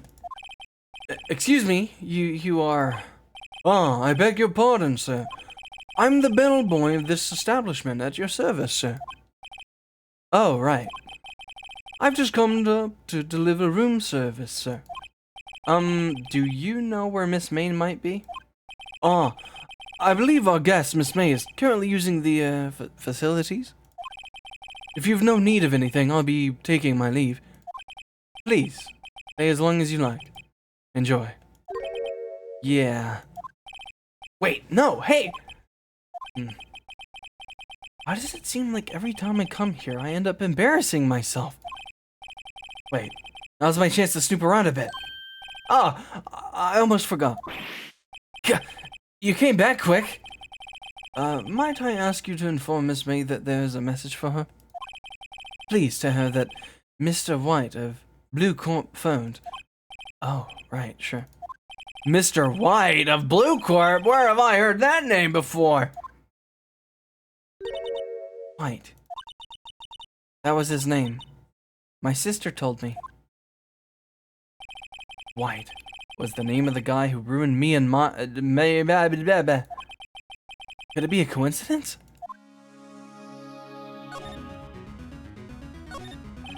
There's a screwdriver sticking out of the hair of dryer. Now's my chance to see what's inside.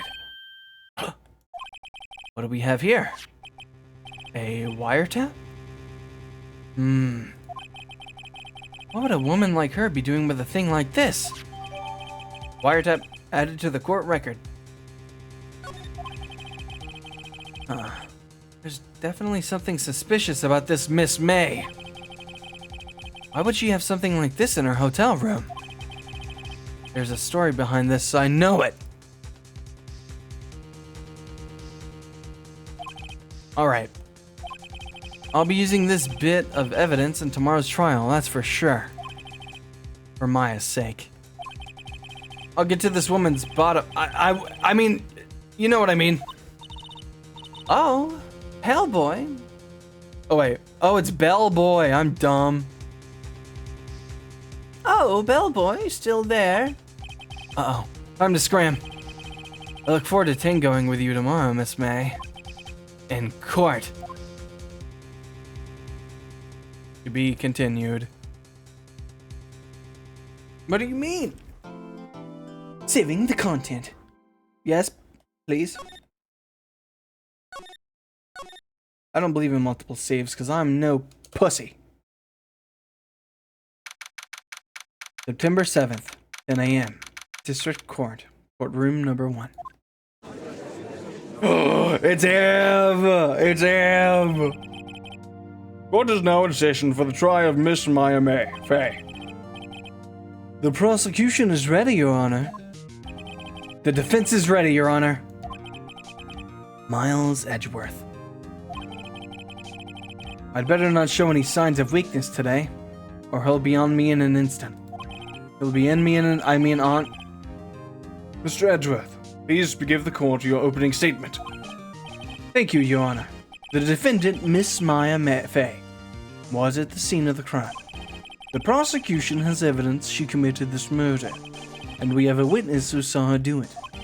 The prosecution sees no reason to doubt the facts of this case, Your Honor. I see. Thank you for Mr. Edgeworth, but let's begin. If we may call our first witness, Your Honor. The prosecution calls the chief officer at the scene, Detective Gumshoe.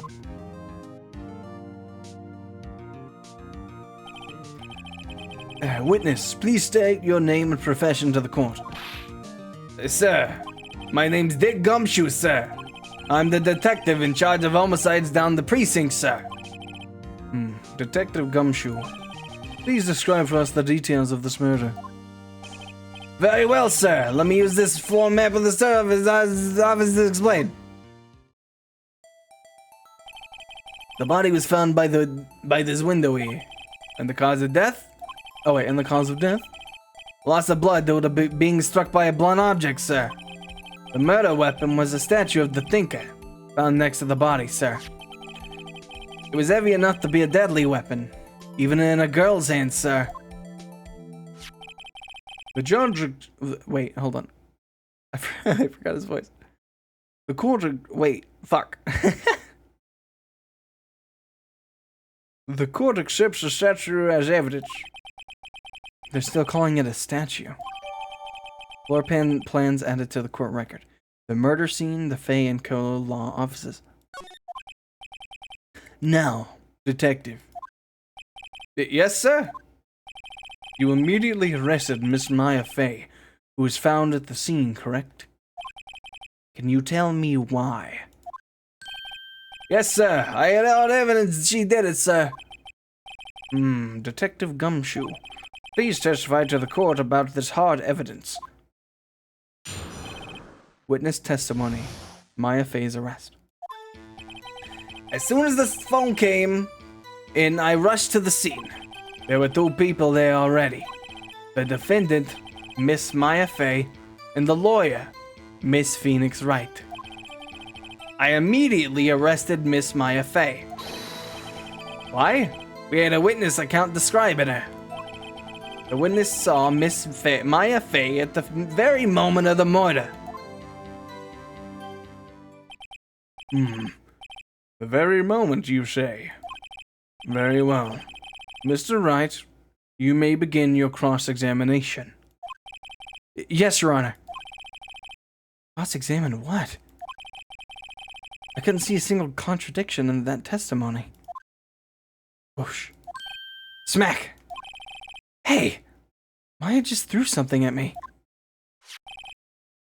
What's this?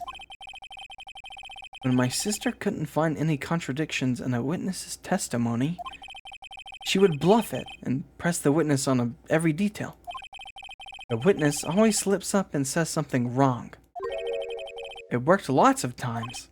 I should have expected Maya would know some of her sister's tricks. Alright, let's give this a try. Something the matter? No, Your Honor. I'd like to begin my cross-examination. Alright.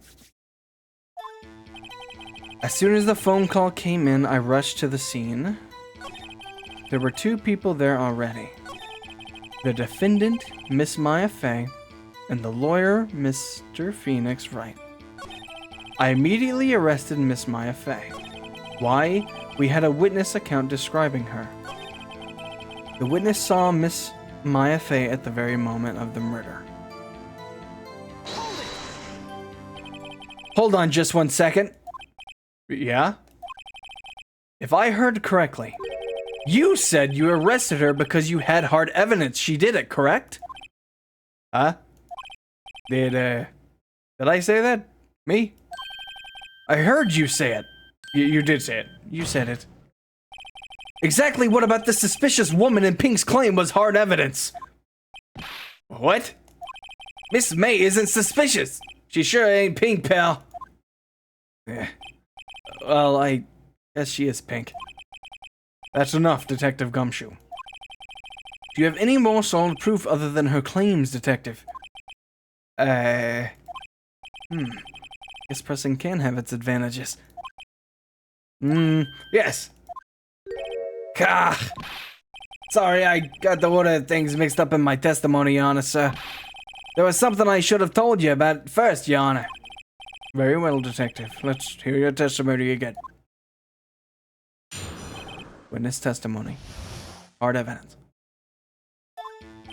After securing the suspect, I examined the scene of the crime with my own eyes. I found a memo written on a piece of paper next to the victim's body. On it, the word Maya was written clearly in blood. Lab test results showed that the blood was the victim's. Also, there was blood found on the victim's finger. Before she died, the victim wrote the killer's name. Or, you know, her sister's name? How you like that? That's my hard evidence.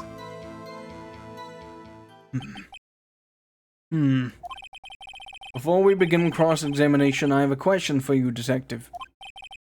Your Honor, why didn't you testify about this vital piece of evidence the first time? I know. I'm real embarrassed I forgot about it, Your Honor, sir. Try to be more careful. Very well. The defense may begin its cross-examination. Cross-examination, hard evidence. Okay. After securing the suspect, I examined the scene of the crime with my own eyes. I found a memo written on a piece of paper next to the victim's body. Okay. On it, the word Maya was written clearly in blood. Lab test results showed that the blood was the victim. Also, there was blood found on the victim's finger. Before she died, the victim wrote the killer's name.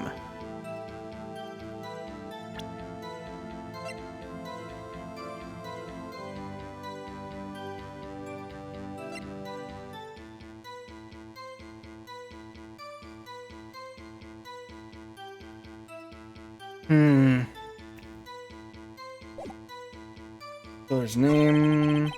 Blood found on the victim's finger.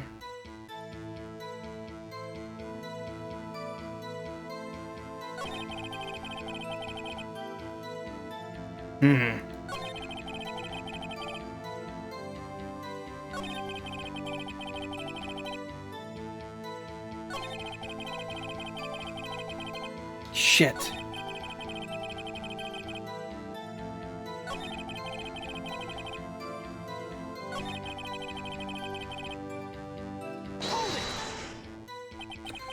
What kind of tests were these again? Huh?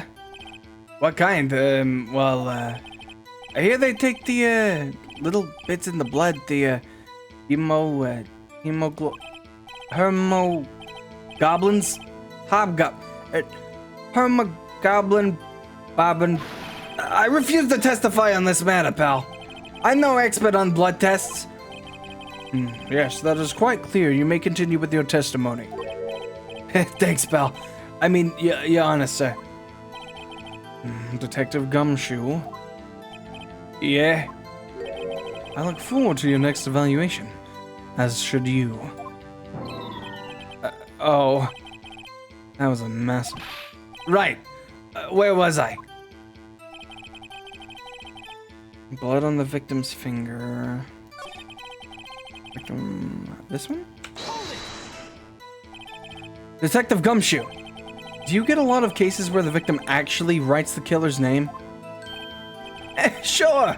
It appears all the time in books and the movies. This isn't a movie, detective.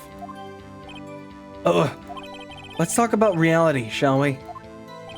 I guess I haven't heard any of it in many cases now. Don't you find it a little odd that the victim would write down a name? Especially the name of her own sister? Yeah, actually, you do got a point, pal. Stop right there. The witness's opinion on the matter is irrelevant. The facts are clear. The victim wrote down the name of the accused. The victim told us the name of her killer. Order! Order! That didn't go so well. That's right. What he said. That's his whole testimony. Okay. There has to be a contradiction in there somewhere. Let's find it.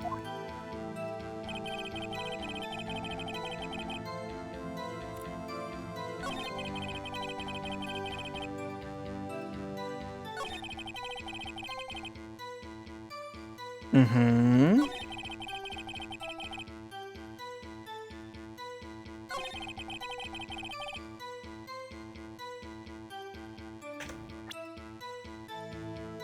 Was there?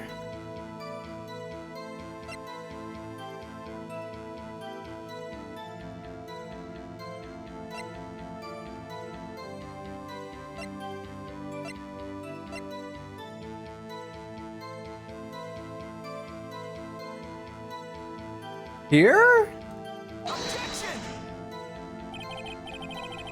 Is evidence clearly reveals the contradiction in that statement, Your Honor? How exactly are that evidence statement just related? They aren't, are they? Not at all. Is right, please think the facts over. Fuck! I don't think that won me any points with the judge.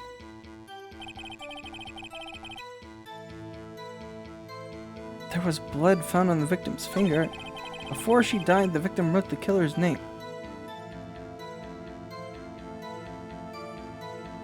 How do you know it was the victim? Fuck!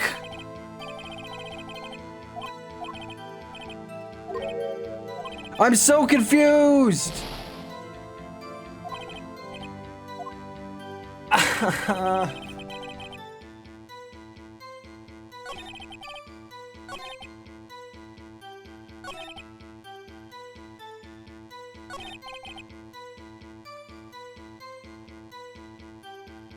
It's not a memo, though. It's a receipt.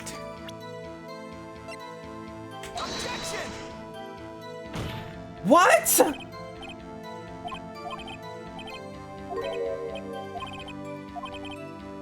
I don't get it.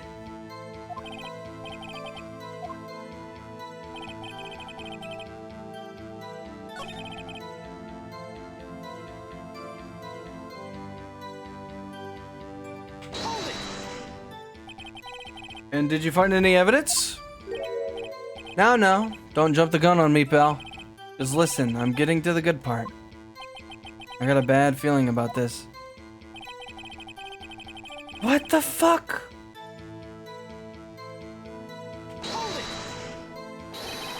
Just because you found it next to the body doesn't mean the victim wrote it. Oh, then who did write it, Smarty Pants? Who? I did. The killer. The killer. Anyone can see that. Oh. You're saying the killer wrote her own name? Buddy, please. She was framed. Hold on. If that's the case, where's your evidence? I guess that was a bit of a tall order for you. Those without evidence shouldn't open their mouths, Mr. Wright. Hey, yeah, pal. Well then, Detective, tell us what was written on that memo you found. What the fuck?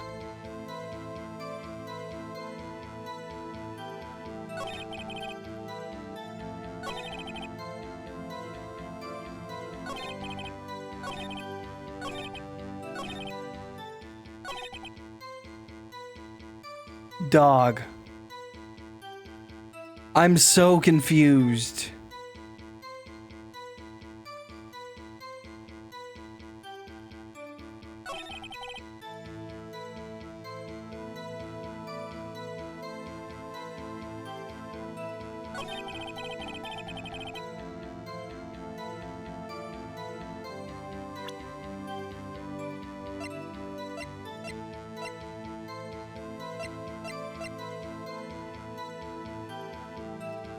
This? Objection!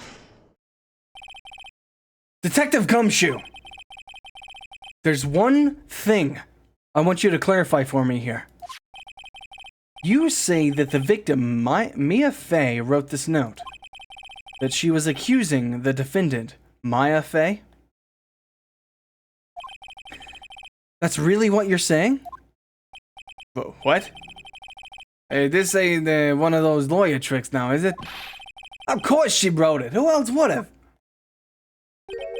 You have it backwards, Detective. Backwards? The victim is the only person who absolutely could not have written it. This is a report from your department, Detective. Immediate death due to a blow from a blunt force object. She wouldn't have had time to write it because she instantly died. She died immediately. But no butting your way out of this one, Detective. Order! Order! The defense has a point. Someone who died immediately wouldn't have had the time to write anything down. Mr. Wright, I beg your pardon, but when exactly did you obtain the autopsy report? But when? The day after the murder. It was the day after the murder. The prosecution's point being? That autopsy report is outdated, Your Honor. What? A second autopsy was performed yesterday, at my request. Death was almost immediate due to a blow from a blunt object. But there's a possibility the victim lived for several minutes after the blow. I received these results this morning. No way! Your Honor, it's quite easy to imagine that the victim did have time to write Maya. That is all. I see. Damn you, Edgeworth. I should have known you'd have something up your sleeve. Why, Mr. Wright, you look shocked. Something you want to say? I'm a sham.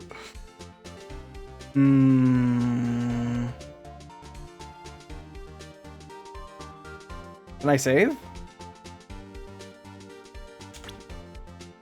I can.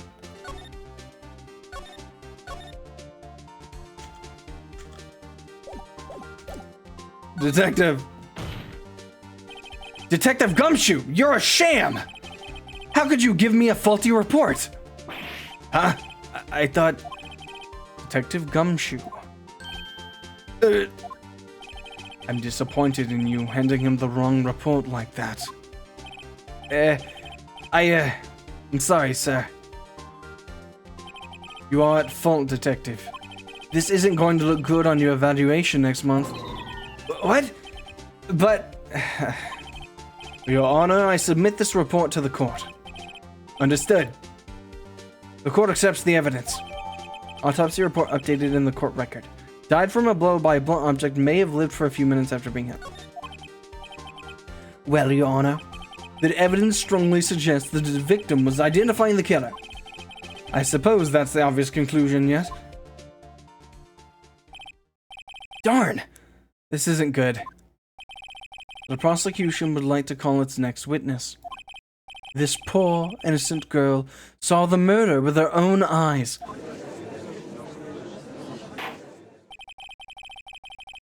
Let the witness, Miss April, may take the stand. Exactly what part of her is innocent?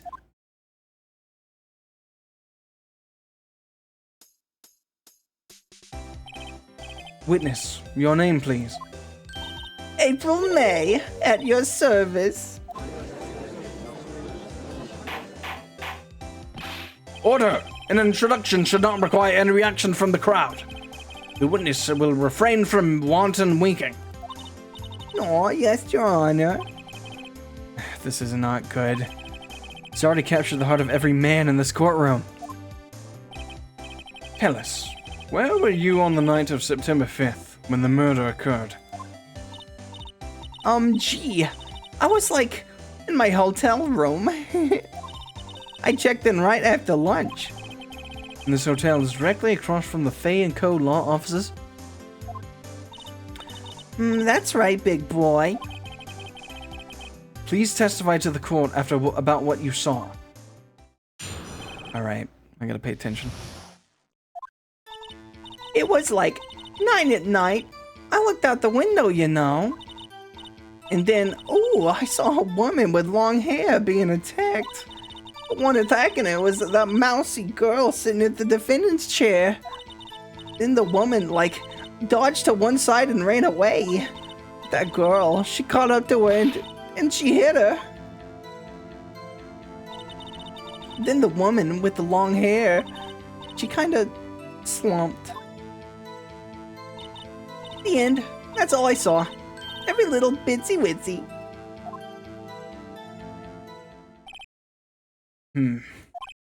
Well, Your Honor, I see. It's a remarkably solid testimony. I don't see a need to trouble the witness any. Wait, Your Honor! Yes, Mr. Wright? What about my cross-examination? I thought the witness's testimony just now was quite firm. Oh, do you? Mr. Wright, I understand you were Miss Mia Fay's understudy, were you not? You must know her techniques well. Her cowardly way of finding tiny faults in perfectly good testimonies. Hey! How dare you! Well, Mr. Wright, will you cross-examine the witness? Yes! I'll gladly proceed with the cross-examination. If only because I have a feeling Edgeworth doesn't want me to. She has to have some weakness. Very well, you may begin your cross-examination. Okay, cracks knuckles. Let's see. It was like 9 o'clock at night. I looked out the window. Autopsy report.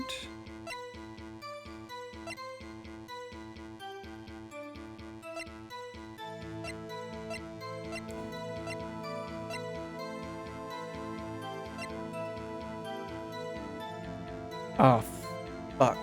Okay, hold on. Let me save.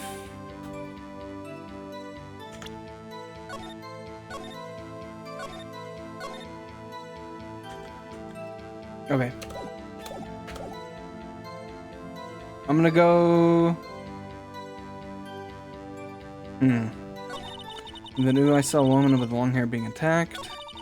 The one attacking her was the mousy girl sitting in the defendant's chair. Then the woman, dodged to one side and ran away.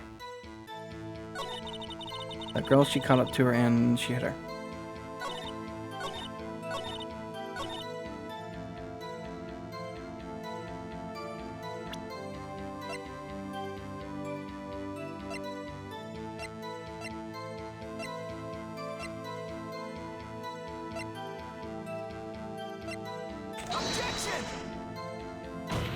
Fuck.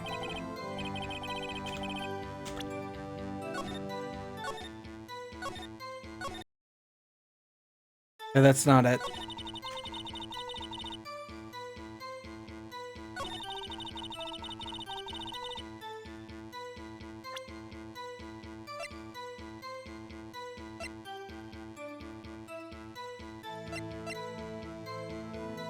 This is hard.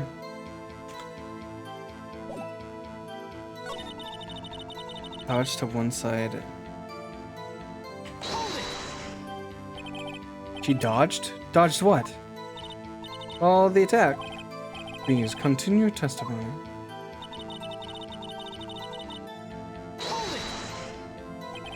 How'd you know it was my client?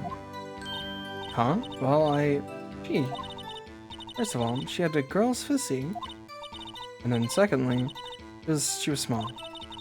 Who else could it be but her? She has a point.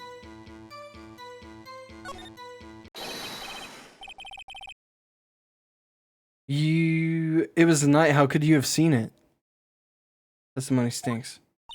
What? Miss May, I'm willing to bet that...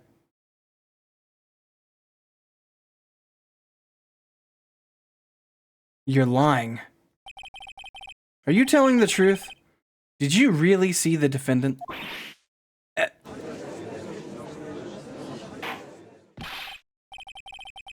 It's nighttime. How could she have seen with no lights on? Yes. What is the meaning? Somebody tell me, because I'm clueless about this, I mean. Okay. If you had really witnessed my client, Maya Fey, you would have noticed her clothes before noticing her physique. No one wears clothes like this on a daily basis except her. And I'm no expert on fashion, but her hairdo looks far from normal to me. However, the witness's testimony mentions neither of these things. The testimony is bogus. But... Still, we don't know if she was dressed that way the night of the murder. She was, Your Honor. I saw her.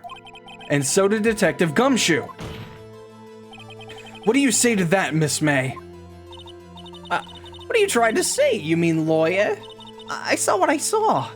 I just didn't think all the trifling little details were necessary, darling. Miss May, the court would like to remind you to please omit nothing in your testimony. I'm sorry, Your Honor. I'll be a good girl, I promise. Your testimony again, if you would. Damn, I almost had her. Alright. New info. I did see everything, I did! The victim, the woman, dodged the first attack and ran off to the right. Did the girl in the hippie clothes ran after her. Hippie clothes? And she hit it with that weapon, I saw it, I did! That clock. The kinda statue-y clock? The thinker, I think. Well, does the accuracy of my report not startle you? I don't know what that... I don't know. I see. I only wish you had been so detailed from the beginning. Please begin the cross-examination. Okay. I'm gonna press her about the,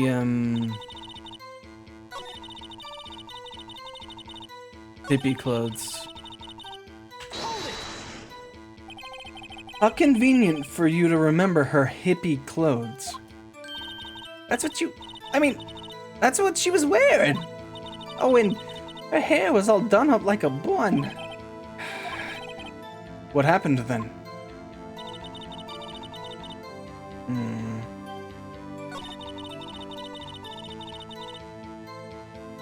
How could you have seen that from far away? A clock? Didn't this come up in another testimony recently? Well, don't look so sour, Mr. Lawyer. You can't win them all. No. But I have a feeling I'm onto something now.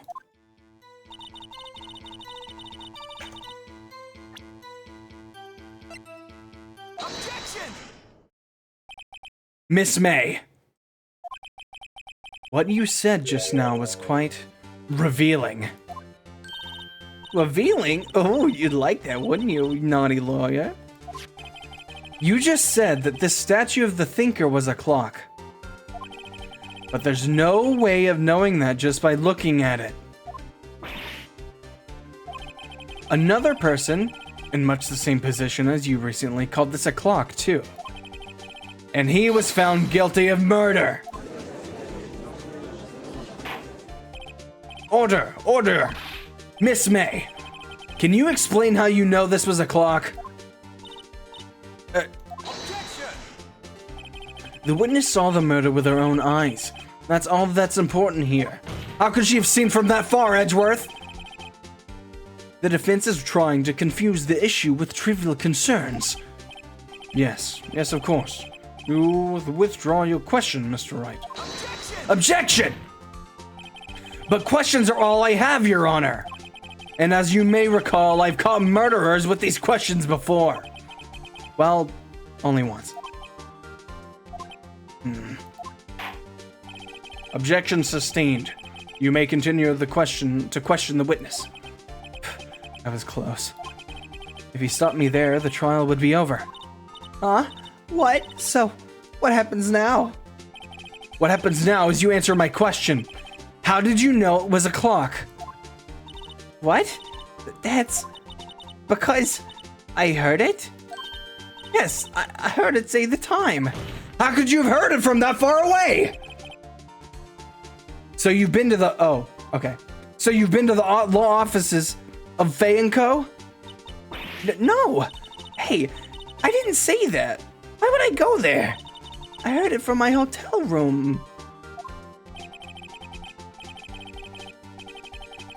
It couldn't have said the time. Because it doesn't have machinery in it. You're full of shit. The law offices of Faye & Co., where the murder took place, is very close to the hotel. She could easily have heard the clock. Well, Mr. Wright, are you satisfied? No! Your Honor, I can't give up now. I'm not satisfied because it couldn't have rung. Your Honor, members of the court, it is inconceivable that the clock in question rang. Because it's empty! That clock is missing its clockwork. How could you possibly... Just take a look, right now. Oh! See anything interesting, Your Honor? It is as the defense says. This clock is missing its clockwork. It's quite empty. Mr. Wright, would you care to explain to the court the meaning of this? It is as you can see. The clock was empty. It couldn't have rung. Therefore, this witness is a big, fat liar. Fat? Well, Miss Faye, or May, shit.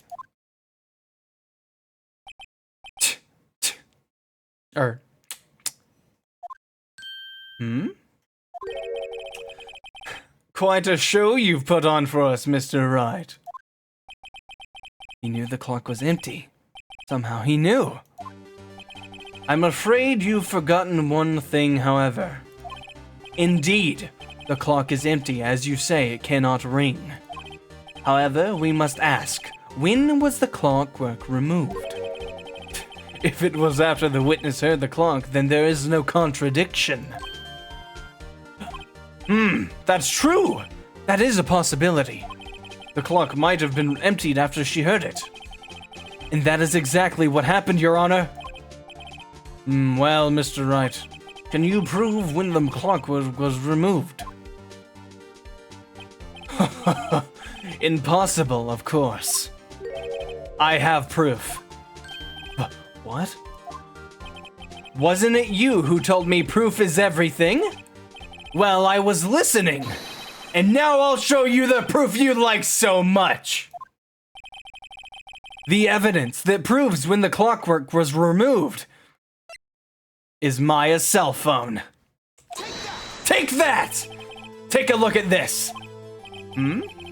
That's a very cute cell phone. Ooh, you have a girly phone. Wait, this isn't my phone. Listen! This is the defendant's cell phone, and it contains a recording. A recording of a conversation she had with the victim of the day of the murder! Order! The defendant's cell phone? This wasn't brought to my attention. Perhaps Detective Gumshoe overlooked it. Good detective better remember he's up for evaluation soon. I gotta say, I'm starting to feel bad for the big fella. Let's hear the conversation. So, you just want to hold on to the thinker for you then? If you could. Ah, I should probably tell you that Clockwork isn't talking right now. Huh? It's not working? That's lame. I had to take the Clockwork out, sorry. September 5th, 9:27 a.m. Your Honor, I think this makes it clear the Clockwork was already gone by the time this was recorded. Which was well before the witness even arrived at her hotel. Well, Miss May, would you care to explain this to the court? Just how did you know that weapon was a clock? Well, isn't it obvious? I saw that clock before. What store was that again? I got so many. Oops, I forgot. So the witness had seen it before. That would make sense. Does the defense have any objections, Mr. Wright? Yes! She couldn't have seen it because it was made by Larry Butts! The witness claims she had seen it before, but this directly contradicts a piece of evidence I had already submitted to this court. Well, then let's see it. Please provide this evidence that will prove the witness had not seen the clock before.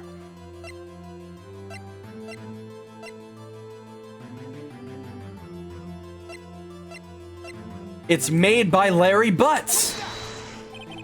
It's simple. This clock was never in any store ever.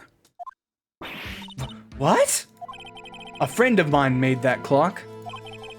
Only 2 exist in the world, and the one that isn't here is in police custody. Impossible! Everything is sold in stores. Miss May, I think it's high time you went shopping for a better excuse. Oh? Excuse is not on sale today. Oh. Ah!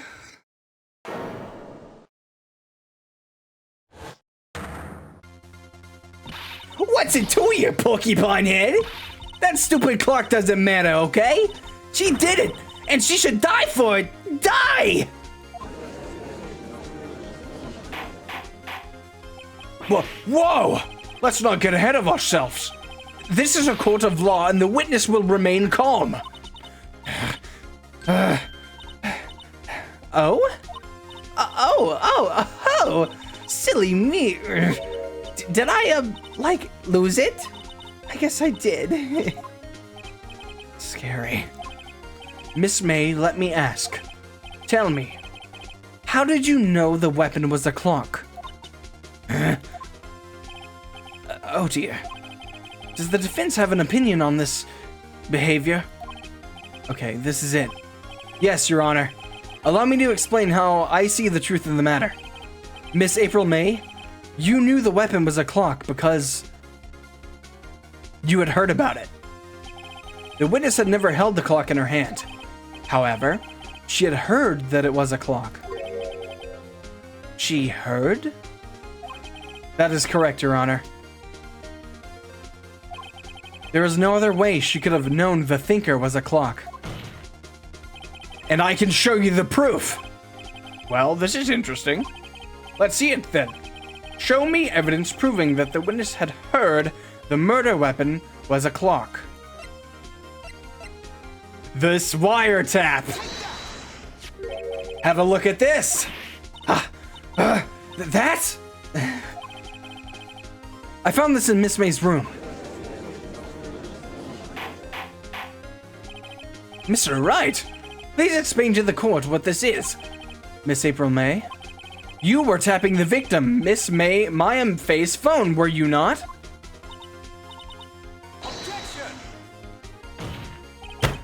Your Honor, this is irrelevant. I'm not entirely sure that it is. Objection overruled. It troubles me that our witness was in possession of a wiretap. This is outrageous. Does the defense truly claim that the witness was tapping her phone? Absolutely! Even if that was the case, which it's not, you still have to prove one thing. Did the victim ever say that the weapon was a clock on the phone? Can you prove that? I think not. Oh yeah, I think I can. It's simple. What? Here's my proof. The proof that the victim said on the phone that the weapon was a clock is...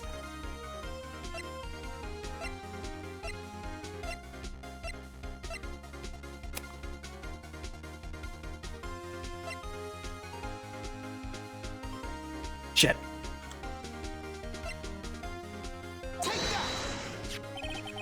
I present the defendant's cell phone.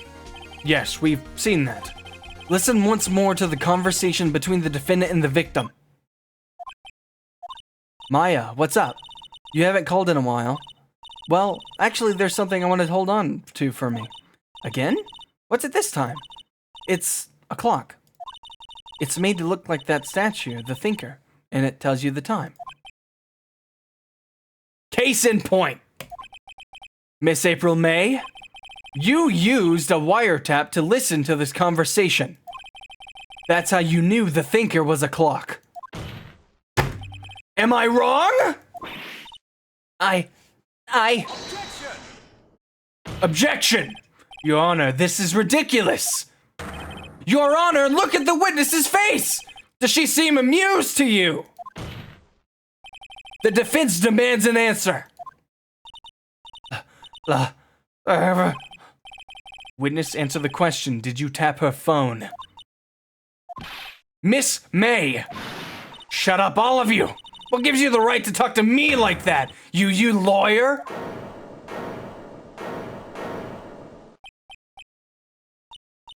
It's no fair, all of you ganging up on me like that. Oh, so I'm the bad girl. Is that it? Is that it? That did it. The court's seen the real Miss April May now. Now to deal the final blow. Why the wiretap? Why did you tap her phone? Answer the question.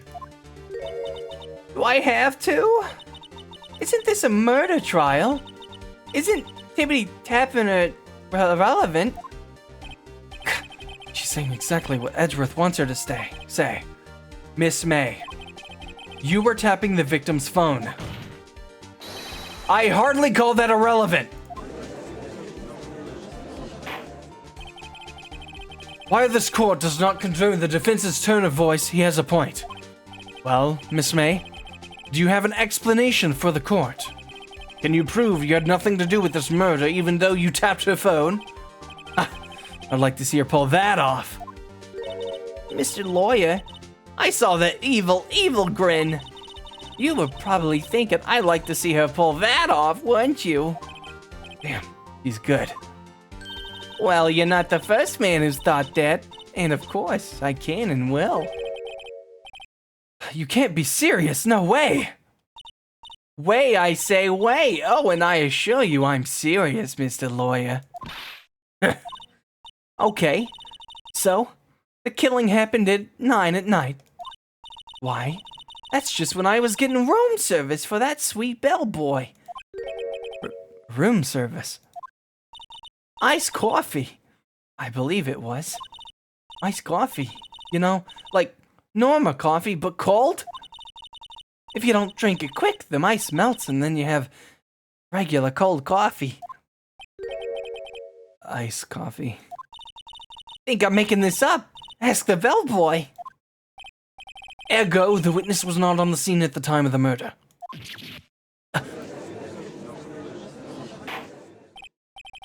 So, where does that leave us? It is my great displeasure to inform you that the witness appears to have been tapping the victim's cell phone. However, that is a separate crime with no bearing on the current case whatsoever. Her testimony stands. She saw the defendant, Maya Fey, commit murder. No! They're going to let her just walk away! There's no way I can win this unless I tie Miss May to the murder somehow. She's a co-conspirator. Well, what does the defense say? Have anything to say? Well, come on, think of something. Call the bellboy. The defense would like to call the hotel bellboy as a witness. There's something suspicious here, and I'm going to get to the bottom of it. I think you've sunken quite low enough already. Objection! I object to calling the bellboy. Why? What's your reason? Because I hold the wiretapping had nothing to do with the killing. However, if you agree to one condition, I'll consent to calling this witness. Condition: if Miss April May's alibi is not called into question after you examine the bellboy, then you will recognize that Miss April May was not the killer, thus she is innocent. And thereby you must also accept the verdict of guilty for Miss Maya Fey. That is my condition. What? I better find something suspicious in that bellboy's testimony. Also, that's not a condition, that's an ultimatum. Otherwise, Maya will be declared guilty on the spot. What should I do? Accept it, because she isn't the killer, but she's not guilty. Alright, I've got nothing to lose, except for, well, everything. Understood. I accept your condition. Fool. You fell right into my trap. Wait. Very well. The court calls the hotel bellboy to the stand.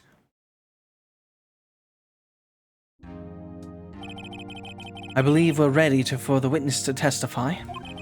He certainly does look like a bellboy. Yes, sir. I'd received your summons in the middle of work, sir. I am happy to be of service. That tea you said looks rather heavy, so without further ado, the witness may begin his testimony. Very good, sir. Witness testimony. Okay. I am the head bellboy at the Fine Gate Water Hotel, in business for 4 generations. I believe I received a call after 8 in the evening from our guest, Miss May. She asked for an iced coffee to be brought to her at 9 on the dot, sir. I brought it to her at precisely the requested time, of course, and I delivered the iced coffee to our guest, Miss May herself. I see. The defense may begin its cross-examination. Right. I'm ready. I hope. This is it. I can't prove Miss May was involved with the murders now. Maya will be finished.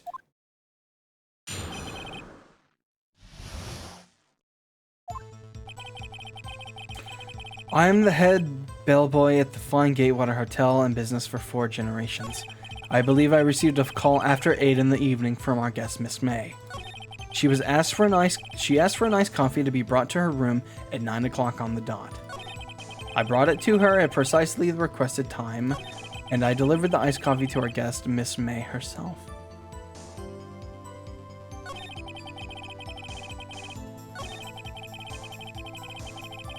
Why on the dot? 9 on the dot, you say? Yes, I confirmed that detail several times. She was watching a program on the TV and wished a drink after she finished, sir. 9 o'clock. The time of the murder!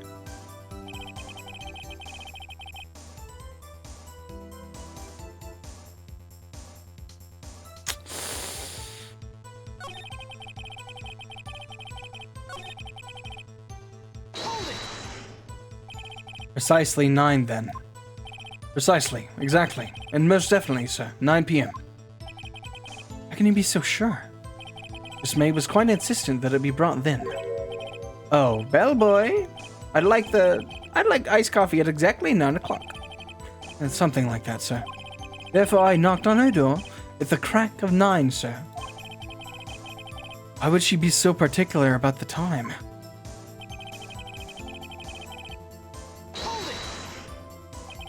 You are sure it was Miss April May herself? Absolutely, sir. Absolutely? Yes, sir.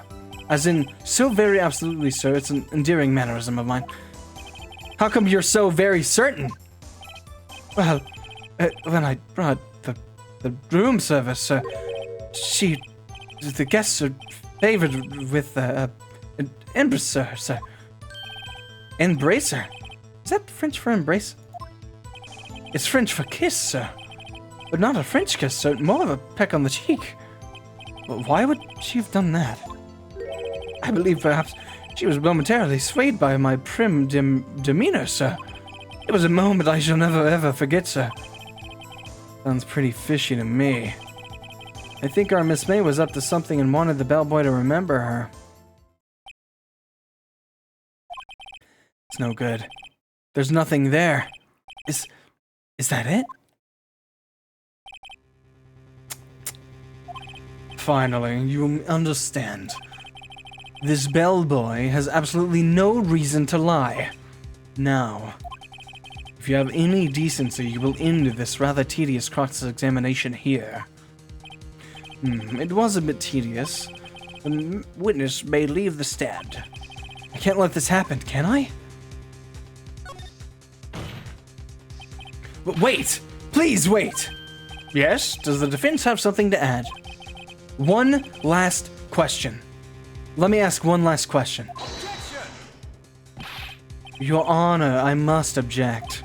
This charade of justice has gone on long enough. Now, Mr. Edgeworth. All right, Mr. Wright. I'll give you one more question. That's all. Okay. This is really it now. This is my last chance. What do I ask him about?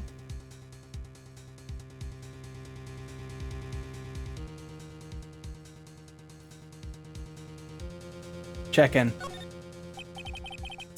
Tell me about check-in. Tell me about when you checked in Miss May. Oh, all right. Very well, sir. My first thought was that she was a beautiful, beautiful person. She's just my type of girl, so it was a disappointment, really. I see. Disappointment. Excuse me, what exactly was a disappointment? Well, I am not without charm, sir, but even I'd have little chance with her lover there. What did he say? What did you say? Rather quite. Bellboy, tell us the truth now. Did Miss May check in with another person? Objection! I object. That was objectionable. Objection overruled. The witness will answer the question. Yes, I see. Why did you not mention this in your testimony? Well, sir, you didn't ask. Nice try. That's the sort of thing you're normally supposed to mention. Yes, quite. Indeed. It was the, good barista there, Mr. Edgeworth, who... He asked me not to mention it if I wasn't specifically asked, sir. You fool! I've done it. I've won. Miss April May checked into a twin room with a man, correct? Yes, sir. Then, when you brought them room service, you didn't see that man in the room? That's right, sir. Your Honor! We have just learned of another person involved who may have been the murderer. In light of this new fact, I held it's impossible to judge the defendant. Wouldn't you agree, Mr. Edgeworth? And who, Mr. Wright? Who is this other person? Simple. It was the man with Miss May. The man who checked in with Miss May. Your Honor, as has been previously revealed, Miss April May was tapping the victim's phone, yet Miss May herself was an alibi at the time of the murder. However, that does not clear the man that was with her. The bellboy saw no one else in the room at the time of the murder. My, what a convenient little setup. But it's too late. Too late? I suppose you'd like it if it was too late, wouldn't you? After all, it was you who hid the presence of the other man from this court. Upstart. Amateur. These accusations are ludicrous. Enough. The court acknowledges the defense's argument. I expect the prosecution and defense to look into this matter fully. Am I understood? Yes. Your Honor. That is all today for the trial of Maya Fey. Court is adjourned. Dude, this is getting insane. September 7th, 2:24 p.m. District Court, Defendant Lobby Number 1. Mr. Wright! You were amazing in there. Really? I think I might be your newest fan. Oh, I was just doing my job, you know. Then again, that other attorney was pretty cool too. Huh? That face of his, with his eyes wide and shriveling lips. It sent shivers up my spine. If you say so. So, what happens with me? Do I get to go home now? Well... No, I don't think so. Not yet. Oh, I see. But I got a great lead in today's trial. A lead? That man with Miss May? He's the key. Oh, I get it. What happened to Miss May after that anyway? I heard they arrested her. I guess she's learning her charms won't work everywhere. She's probably at the detention center now. I have to go down there later. Anyway, this case is far from closed. Yes, sir. I'm going to find out more about this man. You think he was the one who... Maybe so. Sis. Don't worry. I'll find him by tomorrow, I promise. I'm counting on you. I asked for a full record of April May's testimony. I thought it might come in handy during the trial tomorrow. But now that I have it, I'm not so sure. Most of her testimony was all lies. In fact, there's only one part that hasn't been stricken from the record. May testimony added to the court record. May testimony. The victim dodged an attack, then ran to the right, but she was caught and struck.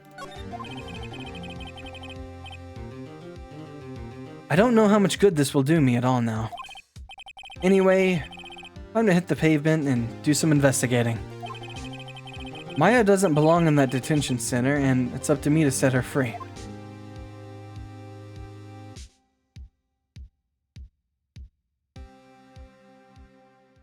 Oh, is that it?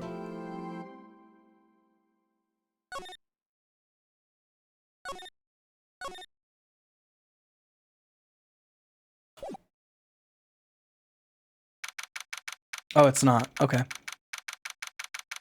September 7th, 3:11 p.m. Detention Center Visitors Room. Well, hello. I didn't expect anyone to visit me in such a dank place as this. Really quite moving. Not. You stinking lawyer. I hope you die. I hope you come to... Have you come to laugh? Yes, laugh at the fallen Miss May. No, not really. There's something I wanted to ask. Unfortunately, there's nothing I want to be asked. Haven't you done enough questioning, you spiky head? Here we go again. Please, you're scaring the security guard. So, wait, what is it you wish to ask of me then, For starters, how did you get to be so totally whacked?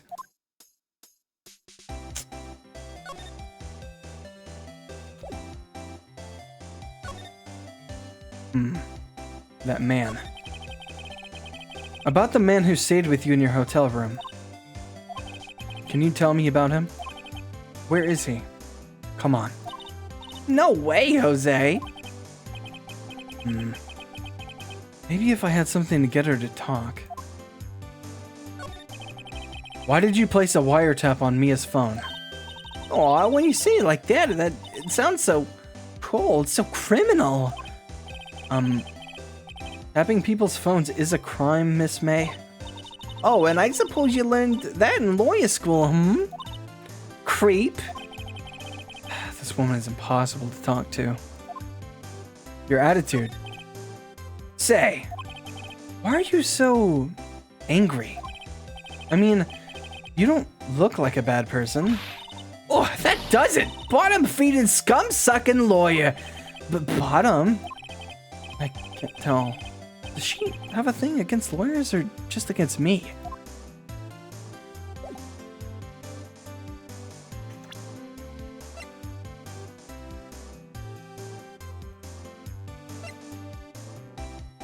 Oh, I can't show her anything?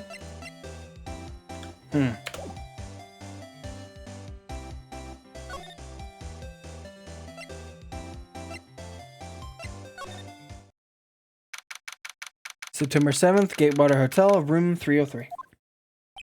Oh, welcome, sir. Quite the performance today, if I dare say so myself. Oh, thanks. Sorry for putting you on the spot like that. No, not at all, sir. Your efforts today can only help the Gatewater's rep, as they say. Huh? Rep? Yes, our reputation will swell as the hotel where the murderer used a wiretap. We can charge a premium for the room, of course. It will be great for business, sir. Whoa! Miss May hasn't been charged with murder. I, too, will become famous. The bellboy who brought the murderer iced coffee. Why do I feel like we're both stuck in the same bad dream? So, you are our honored guest. Please, let me know if there's anything I can bring you.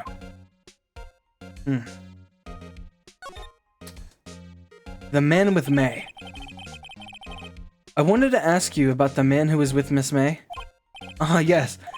He struck me as a real lady killer, if you pardon the expression. I knew it from the moment I saw him, sir. He and I are of the same ilk. We both carry the scent of danger. There we are in total agreement, Mr. Psycho Bellboy. If you had a photo of that man, I am quite sure I could identify him. Photo, About Miss May. Oh, her? Sir, not to boast, but I knew the moment I saw her. She'd do it. I said. Do what? I'm starting to think the most suspicious person here is this guy. Could you tell me about this hotel? Absolutely! And on the subject, I have an excellent idea, sir. Currently, this hotel is known as the Gatewater. I propose that we add a subtitle. A subtitle? The Gatewater Hotel, Murder Manor. Well, what do you think? Sounds great. Whatever floats your tea set.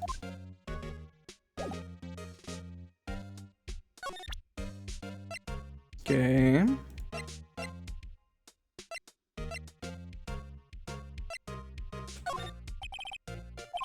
All I could think about during the trial was the hotel. I wasn't paying attention. Cool. So, I'm gonna talk to her again. Okay, there's nothing new, I don't think. Alright, let's go to this guy. September 7th, Grossberg Law Offices. Huh. Looks like Grossberg is out today again. He took down the painting. Maybe he's avoiding me for some reason. The painting's gone. Wait a second. Wasn't there a giant painting hanging on that wall? Yeah. Yeah, it was a painting of... Fisherman? Wasn't it? Wasn't a very memorable painting, anyhow. Solid mahogany desk. The wood's been polished. What's this? Old photos. There are two lying here. Something's been written on in pencil on the backs. DL6 Incident Exhibit A. DL6 Incident Exhibit E. Or B. Let's take a look at these. I'm sure I've seen this person somewhere. Perhaps I'll borrow this photo. I'm sure no one will miss just one photo. And it might be a valuable clue. I'll take it for now. Photograph quietly added to the court record.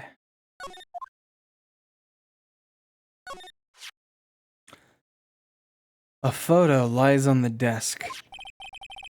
Maybe I should switch it with the one I took? Yes! Photograph added to the court record. Photograph on the back of the words. Yep. Alright. Let's go see Bellboy, whatever.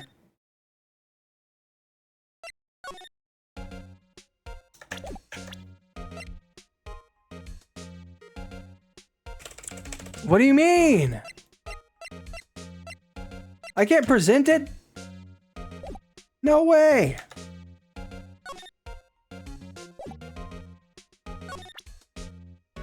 Oh, that's how.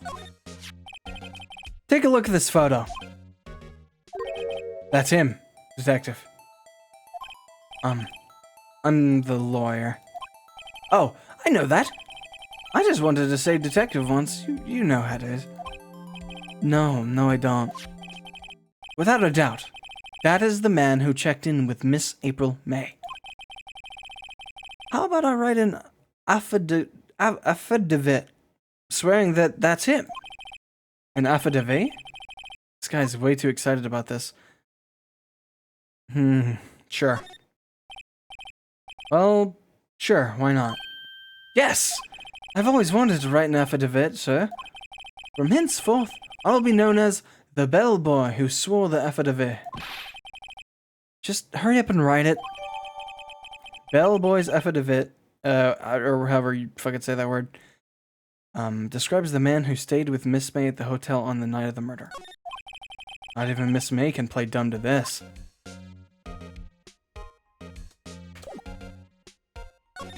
You've done good.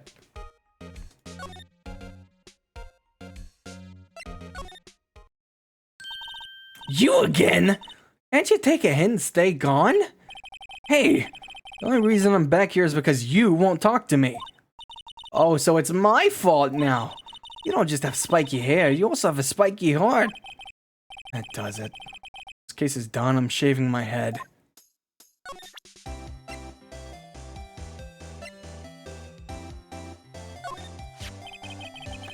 Did you have a look at this? What's that? The bellboy's affidavit. It tells us everything he saw. Such as the man you checked in with. Who was most definitely this guy. Now I'm getting somewhere. This is it. All or nothing. Time to do a little bluff. No use playing dumb. If indeed that's an act. If you don't talk, I'm taking this info to the press. What? Even though he should have been witness to murder, your little friend was missing. I'm sure the press would have a field day with his reputation. Ooh. Fine, I'll talk. You win, lawyer. Yes. Man, that felt too good. Great to be alive. Why are you pumping your fists in the air? Now, tell me about the man you were with. That man. He's my boss. Red White, the president of the information gathering conglomerate Blue Corps. Red White? Information gathering? Well, I suppose you could call it a detective agency.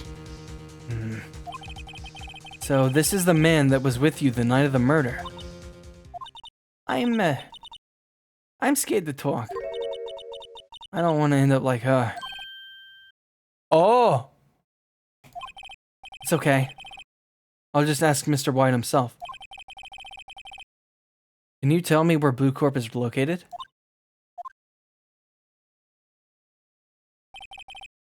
Mr. Red White. At last. Finally, a lead on this guy. If April May couldn't have done it, that leaves him. Time to take action. Bellboy's affidavit discarded. Shit!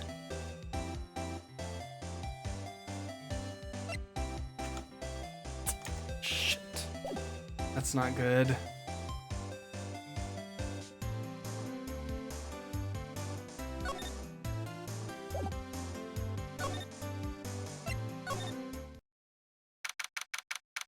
September 7th, Blue Corp Inc., CEO's office. How did I get here? That's the painting from that guy's office. What's with the surreal decor? Welcome. Please furnish me with the title of your personage. What the? Your name. What's your name? I was just inquirably asking the title that you go by. Wright. Phoenix Wright. Inquirably?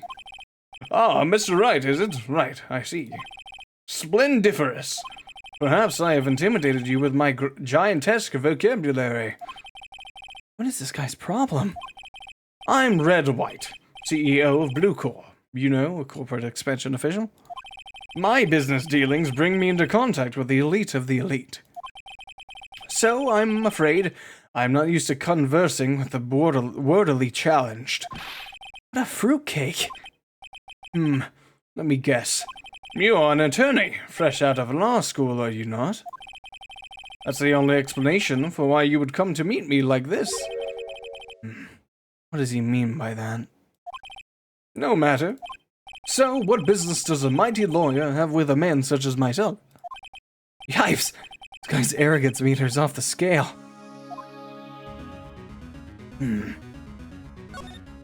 Miss May. No. Yes. No. Yes. Miss May is an employee of Blue Corps, is she not? Correct. She was my secretariat. What a shock it was to hear what she's done. What she has done. You mean the wiretap? Indeed. She is paid to answer phones. Tapping them is not in her job description. She does gather information for us as part of her duties, but I assure you, we do not condone illegal methods. It is inevitable that she would do this. It sounds like he's trying to turn Miss May into a scapegoat. Night of the murder. On the night of the murder, were you in April May's hotel room? Who can say? I seldom pay attention to mundane details such as time and place. My motto is, don't worry, be happy.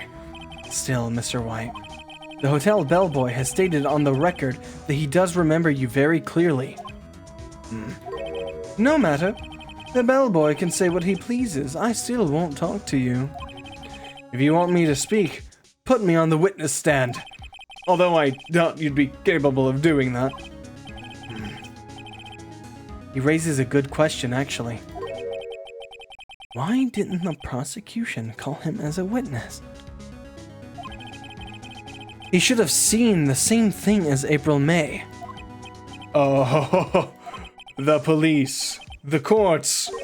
To me, they are mere toys, playthings for my amusement. Blue Corp. What kind of company is Blue Corp anyway?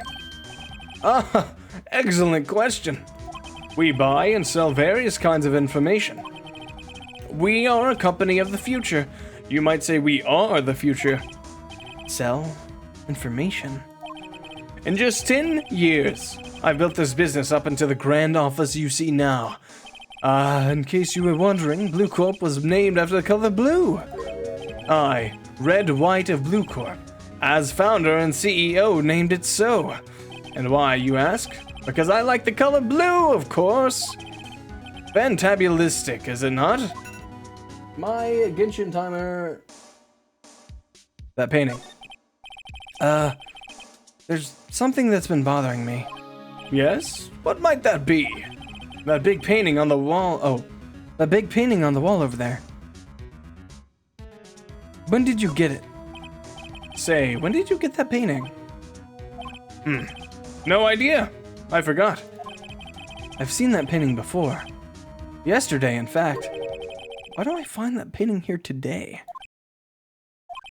Mr. Wrong, was it? Right. It appears you do not fully grasp your position here. I ask again, who are you? Huh? A lawyer? No, my feeble friend. A mere lawyer. Worth nothing. Zilch, zippo, nada. Just like that sorry excuse for an attorney, Grody Burger. What?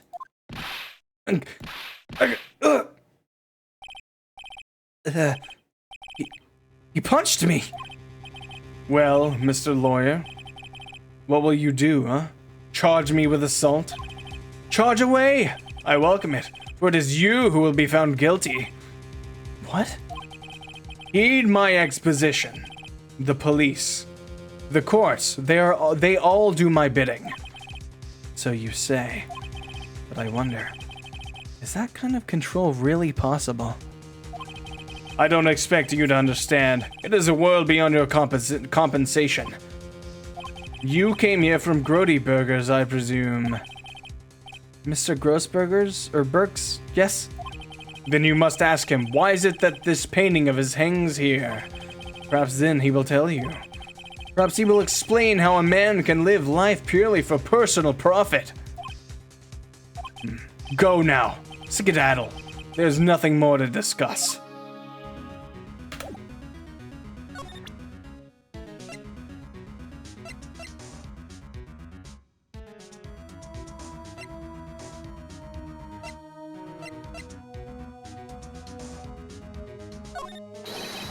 Would you be so kind enough to cease your insane chattering and vacate the premises? Let me put it in the language you are sure to understand. Shut up and get out. I have nothing more to say. All right.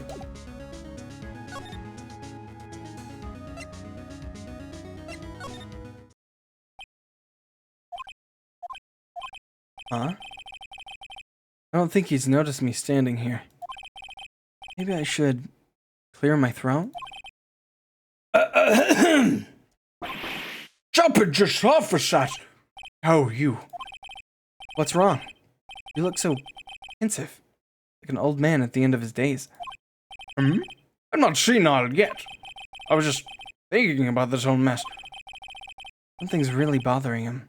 That much is clear. What's up, man? So you came to see the trial? Yes, I did. Something was bothering me all last night, you see? Couldn't get a wink of sleep. Really? What was that? Well, you see, it's just Mia's sister, that poor girl. My boy, I owe you my thanks, truly. I don't know what I would have done if things had gone poorly for the girl. Your refusal.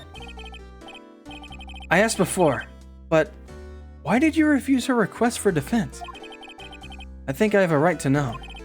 A right, Mr. Wright? No. I'm sorry. It's just, I need more time to think about it, my boy. He does seem troubled about something. Starting to have a feeling I know what it is. Mr. White.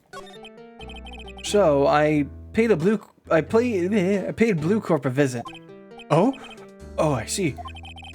Mr. Grossberg. I have to admit, something has been bothering me. Oh, what is it? Well, out with it, my boy. You see, it's just that painting. Mr. Grossberg, sir, there was a giant painting hanging right there the other day, was there not? The one you said had no intention of parting with? Well, I saw it. Today. It was in the CEO's office at Blue Corp. Red White's office. So, you noticed. I suppose I should have guessed you would. It is a large painting. Mr. Grossberg, I know you and Mr. White are connected somehow. Connected, you say? Yes, and I know that it is. He's blackmailing you. Mr. White has something on you, doesn't he? Blackmail. Ugh. I think that painting is fairly gaudy proof. Very well. Which may be the chance I was waiting for. Maybe it's time to get this off my chest, so I can finally rest easy again. After all, you were Mia's understudy. Perhaps it was fate. What's he talking about? Red White is a man who makes his living through intimidation. Blue Corp is a company that excels in fighting people's weaknesses, I'm afraid. I've been paying them for 15 years now. 15 years? All because of the DL6 incident, as you may have guessed. That name on the back of the photographs. As you suspected, I could not stand in defense of Maya because of this. White would have destroyed me if I did. So that's the connection. It is hard for me to tell you this, my boy, but arresting Red White will be nigh on impossible. Impossible? Why? He has information on everyone. It gives him an iron grip. He owns judges, attorneys, prosecutors, police, and politicians. What? They are bound, unable to do harm to themselves, and therefore to him. Don't look at me like that. What you see is nothing more than the weight of many years. DL6 incident. What is the DL6 incident? DL6 is nothing more than the sorting code the police gave the case. It was 15 years ago now. I received a request from a medium. A spirit medium. A medium? Her name was Misty Faye. Faye? Indeed. She was Mia's mother. She had been investigating a murder at the bequest of the police. And she failed. As a result, the police called her a fraud. This is what Maya was talking about the other day. I did all I could for her, and in the end, cleared her of the wrongdoing.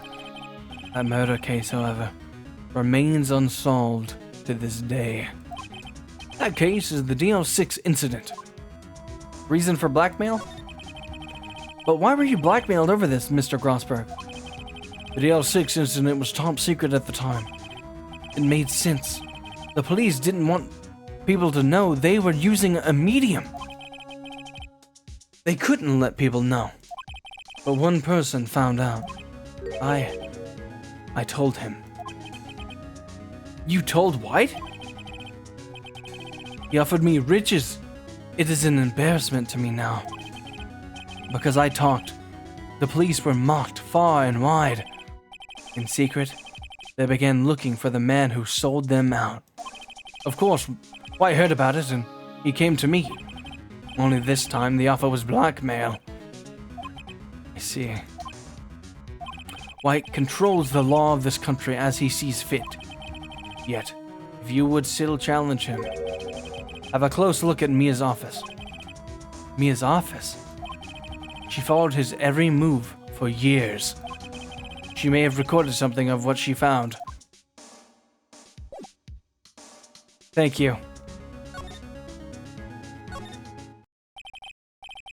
Huh.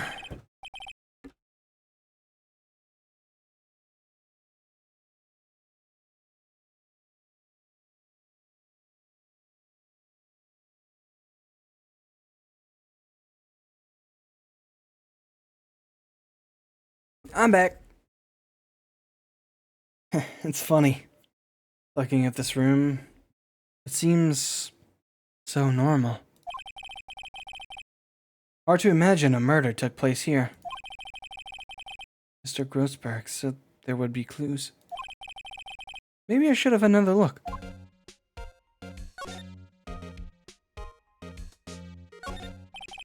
His favorite potted plant. I guess I'll have to water it now. Behind the painting. An old movie poster. Apparently, this was the first movie that made Mia cry when she saw it. Let's check it out one of these days.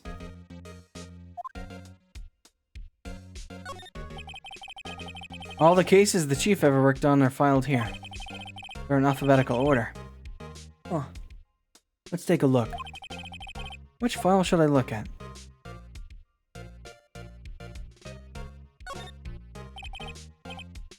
J through S. Nothing much.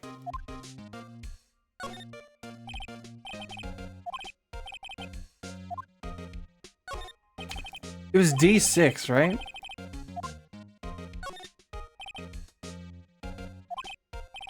A, B, F. Misty Faye. That's me and Maya's mother. Should I take a look? Yes. I have tarnished the Faye name, leaving only these words my mother vanished. I was determined to find the ones who made my mother blame herself in this way. Using the power that runs in my family, I held an audience with the dead. Finally, the names of 2 men surfaced. One was Marvin Grossberg, a lawyer who sold my mother's information for riches. The other was the man who sold that information to the press. This parasite who makes his fortune on threats and coercion. His name is... The record stops there. Amia knew Grossberg.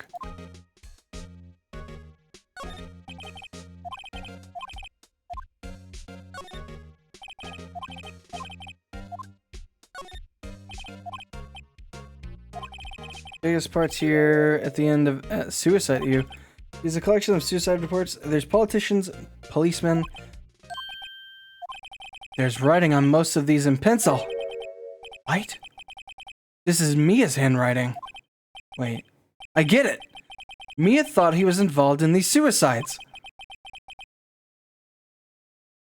White drove them all to. I can use these newspaper clippings. Let's find the most disturbing one. Newspaper clipping added to the court record. Article about a politician's suicide. The word white is written in pencil at the top.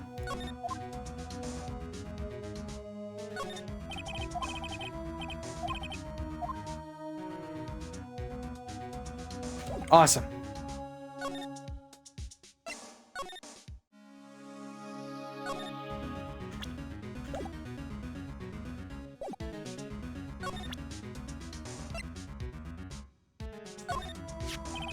I found this in Mia's files. So, he was investigating Red White as I expected. Well, you wanted to challenge him, you could present this in court. Not a bad idea.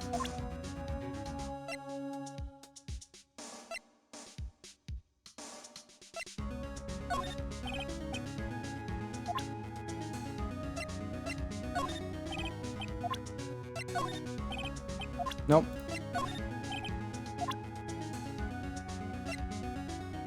All right.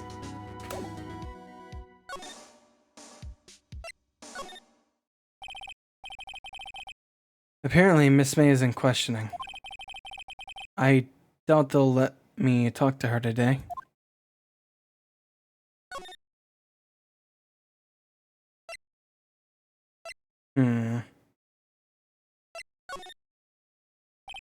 Well, aren't you persistent?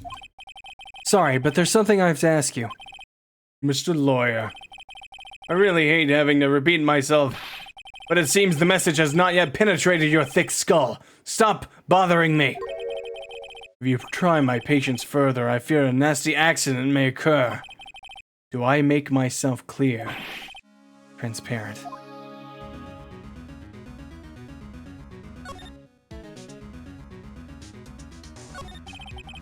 There's point in asking someone this crooked a straight question. I need some evidence I can use this animal. Oh, something stuck on my face? Why, yes. There's my mouth, my nose, my mouth. But of course, I jest. You need not restrain your mirth, my friend. Guy's a pro at pulling the wool over people's eyes. I've got to put him on the spot. And quick. Stop that. Your odd gaze is giving me goosebumps. I think we're past needing to talk about April May. What's the matter? You seem distressed. Okay. I got dirt on you, motherfucker. This is the only clue that Mia left me. I better make this one count. Mr. White? See this? It's an article describing the suicide of a politician. He was embezzling secret government funds. Then, one day, word got leaked to the press. The very next day, he took his own life. And this concerns me how? I found this article in Mia's office. Miss Mia. She had a file filled with articles like this. Every one of them was labeled with a single word. White. Mr. White, I know what you did to this politician. You blackmailed him. You were blackmailing him. Blackmail? No, not just him either. You were threatening and coercing hundreds of others. You were involved in all of the suicide cases that Mia investigated. This company is built on blackmail. I'm right, aren't I? What a bizarre accusation. Mr. Wrong. What is it that you should be doing now? Investigating me? No, I think not. You should be searching for the one who killed Miss Mia! Secretary's office. Hello? Mr. Wrong will be leaving now. Okay, it's asking me to save. That's scary. I'll do it anyway. Yes, sir. I'll send someone right away. Wait a second, Mr. White. You're wrong. Mr. White. Excuse me? What I should be doing now is going after you! Oh, wait. Just what are you insinuating? Mia was onto you. She was keeping tabs. For this reason, you had April May tapping her phone. Then, Mia was murdered, and all the documents about you mysteriously disappeared. So, the culprit would be... Even a child could work it out, Mr. White. You did it! Secretary's office. We won't be needing an escort from Mr. Wrong. Instead, please connect me to the public prosecutor's office. Of course, sir. One moment, please. White, that you? What are you doing calling me at a time like this? Hello? Chief Prosecutor? I've changed my mind. I want to testify tomorrow. What's this about? The Mia Fey case? I witnessed the murder, you see. And thus, as a very important witness, I would like to testify. What? Why now? I thought you said you didn't want to go to court. Quietude! I told you I changed my mind, didn't I? Oh, and one other thing. Send the police over here right away. The man is standing right in front of me. He looks dazed but could be violent. What? What man? Are you even listening? The executioner, the hatchet man, the liquidator, the killer man? What? Mr. White, this isn't another one of those. Chief Prosecutor, I do not believe you are in a position to freely offer your opinions to me, correct? I'm telling you to send the police now. Did I not tell you, Mr. Wrong? You are a mere lawyer, as was Miss Mia. How dare you! I'll point the finger at you, and you will be tried as Miss Mia's killer. The case is as good as settled. No lawyer of any worth will defend you. I have friends in the local lawyers association, you see. You'll be given a lawyer so stupendously inept that they make even you look competent. I feel faint. Detective Gumshoe reporting, sir. Ah, Butts! Harry Butts. Right, actually, Phoenix Wright, and my friend's name is Larry. Oh, right, sorry, pal. Butts was the murderer, right? Detective Gumshoe, I present to you the man who killed Miss Mia Fey. What? Take this despicable human being into custody. Farewell, Mr. Wrong. Did I fuck up? September 8th, 3:37 p.m. Detention Center Visitors Room. I can't believe it's only been a day since the first trial. My trial begins tomorrow. White's going to set a trap for me. And the prosecution will be in on it, of course. Edgeworth included. An attorney was assigned to me by the state yesterday. I refused. I had an idea. Right! Mr. Wright! Oh, Maya. Great. I'll let you out of detention. Just now, yes. It's all thanks to you. Huh. Now I'm afraid we've switched places. What? You mean you... I explained what had happened to Maya. I don't believe it. How many people does that man need to destroy before he's satisfied? My mother, my sister, and now you? This has gone too far. Mr. Wright, please tell me. Is there anything I can do? Well, you can defend me in court. Alright, you can be my defense lawyer tomorrow. Alright. Huh? Leave it to me. I am Mia's sister after all. Lawyership runs in our blood. Wasn't it ghost powers that ran in your blood? I better run to the bookstore and pick up a copy of Law for Rookies. Wait. What? I'm kidding. It was a joke. No way. No, really, I was kidding, but thanks. It's good to know you're on my side. There really isn't anything you can do for me anyway. But I can't just sit here and do nothing. I've got to give that man a piece of my mind. Just a piece? Okay.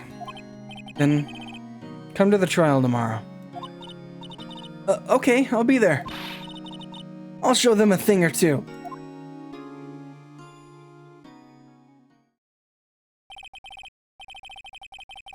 Times may change, yet with crime it's the same old story. In fact, it's gotten worse. Lengthy court proceedings are no longer realistic. Beginning a few years ago, a limit of 3 days was put on initial court trials. Almost all finish in a day, most with a guilty verdict. Never thought I would end up in the defendant's chair myself for this case. With the true culprit appearing as the star witness. This is it. Tomorrow, it's me or him. Alright, my voice is dying. And that's my own fault. I've also been streaming for a bit. So I'm going to probably end it soon when I get to a stopping point.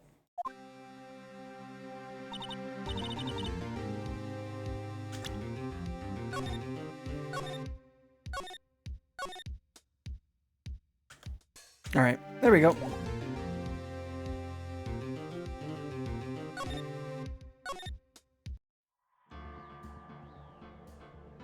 All right. That was Ace Attorney. That was super fun.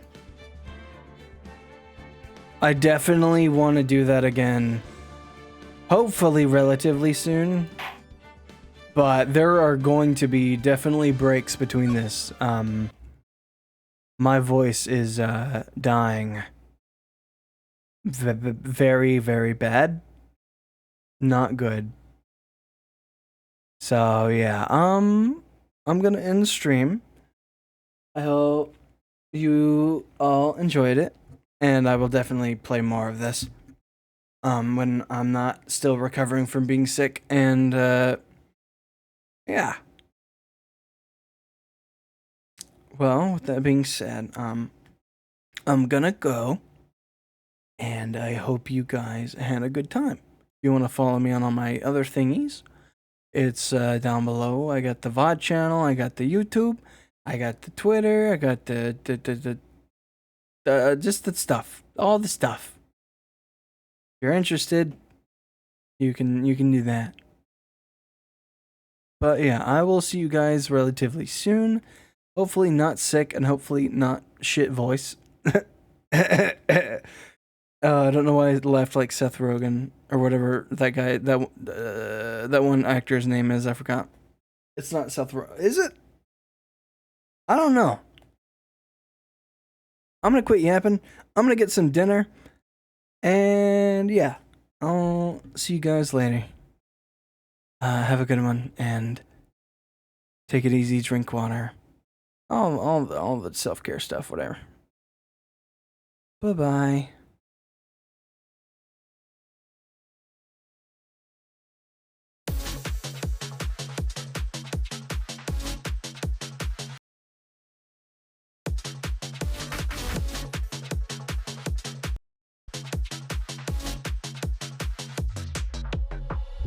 Your words fade amidst odd numbers, lost in my thoughts, lost in my own design. Back away, I'm creating equations with no separation. There's no recreation. It's hard to breathe. There is no heart on my sleeve, and I see everything my multicolored vision could be. I gotta speed right, there's starlight, there's music, it's new heights, improving illusions, no losing. Oh, I just got a feeling I'm sleeping at 10 past 6. I'm always dreaming, believing, ideal exist, searching for meaning. I'm seeing 1,000 absolutes unfolding.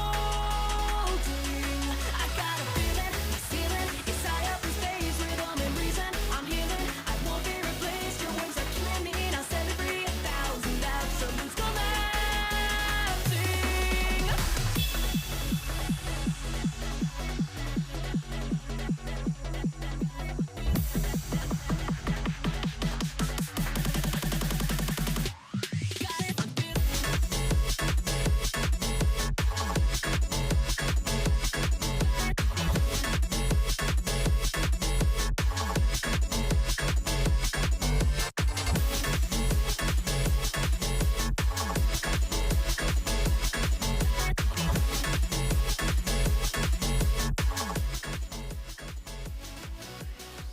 Real quick, just saying, again, recovering from sick, but I'm probably going to record Dispatch here soon. And that's going to be on the main YouTube. I completely forgot about that, but that's going to be a thing when I'm, like, probably fully recovered and not, like, still dying still. So, yeah. Sorry. I'm sleeping at 10 past 6. I'm always dreaming, believing, ideal exist, searching for meaning. I'm seeing 1,000 absolutes unfolding.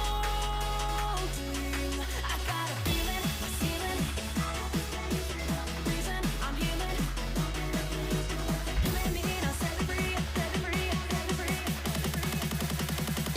Oh, I just got a feeling, I'm sleeping at 10 past 6. I'm always dreaming, believing, ideal exist, searching for meaning. I'm seeing 1,000 absolutes unfolding.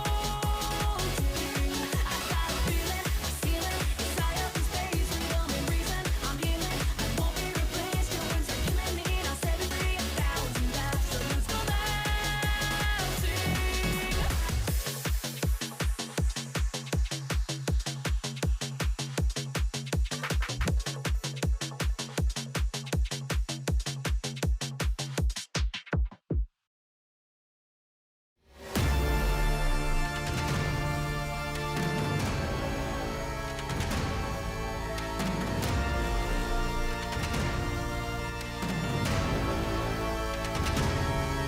You defy the light above. Your existence is a crime. Be wise, give up.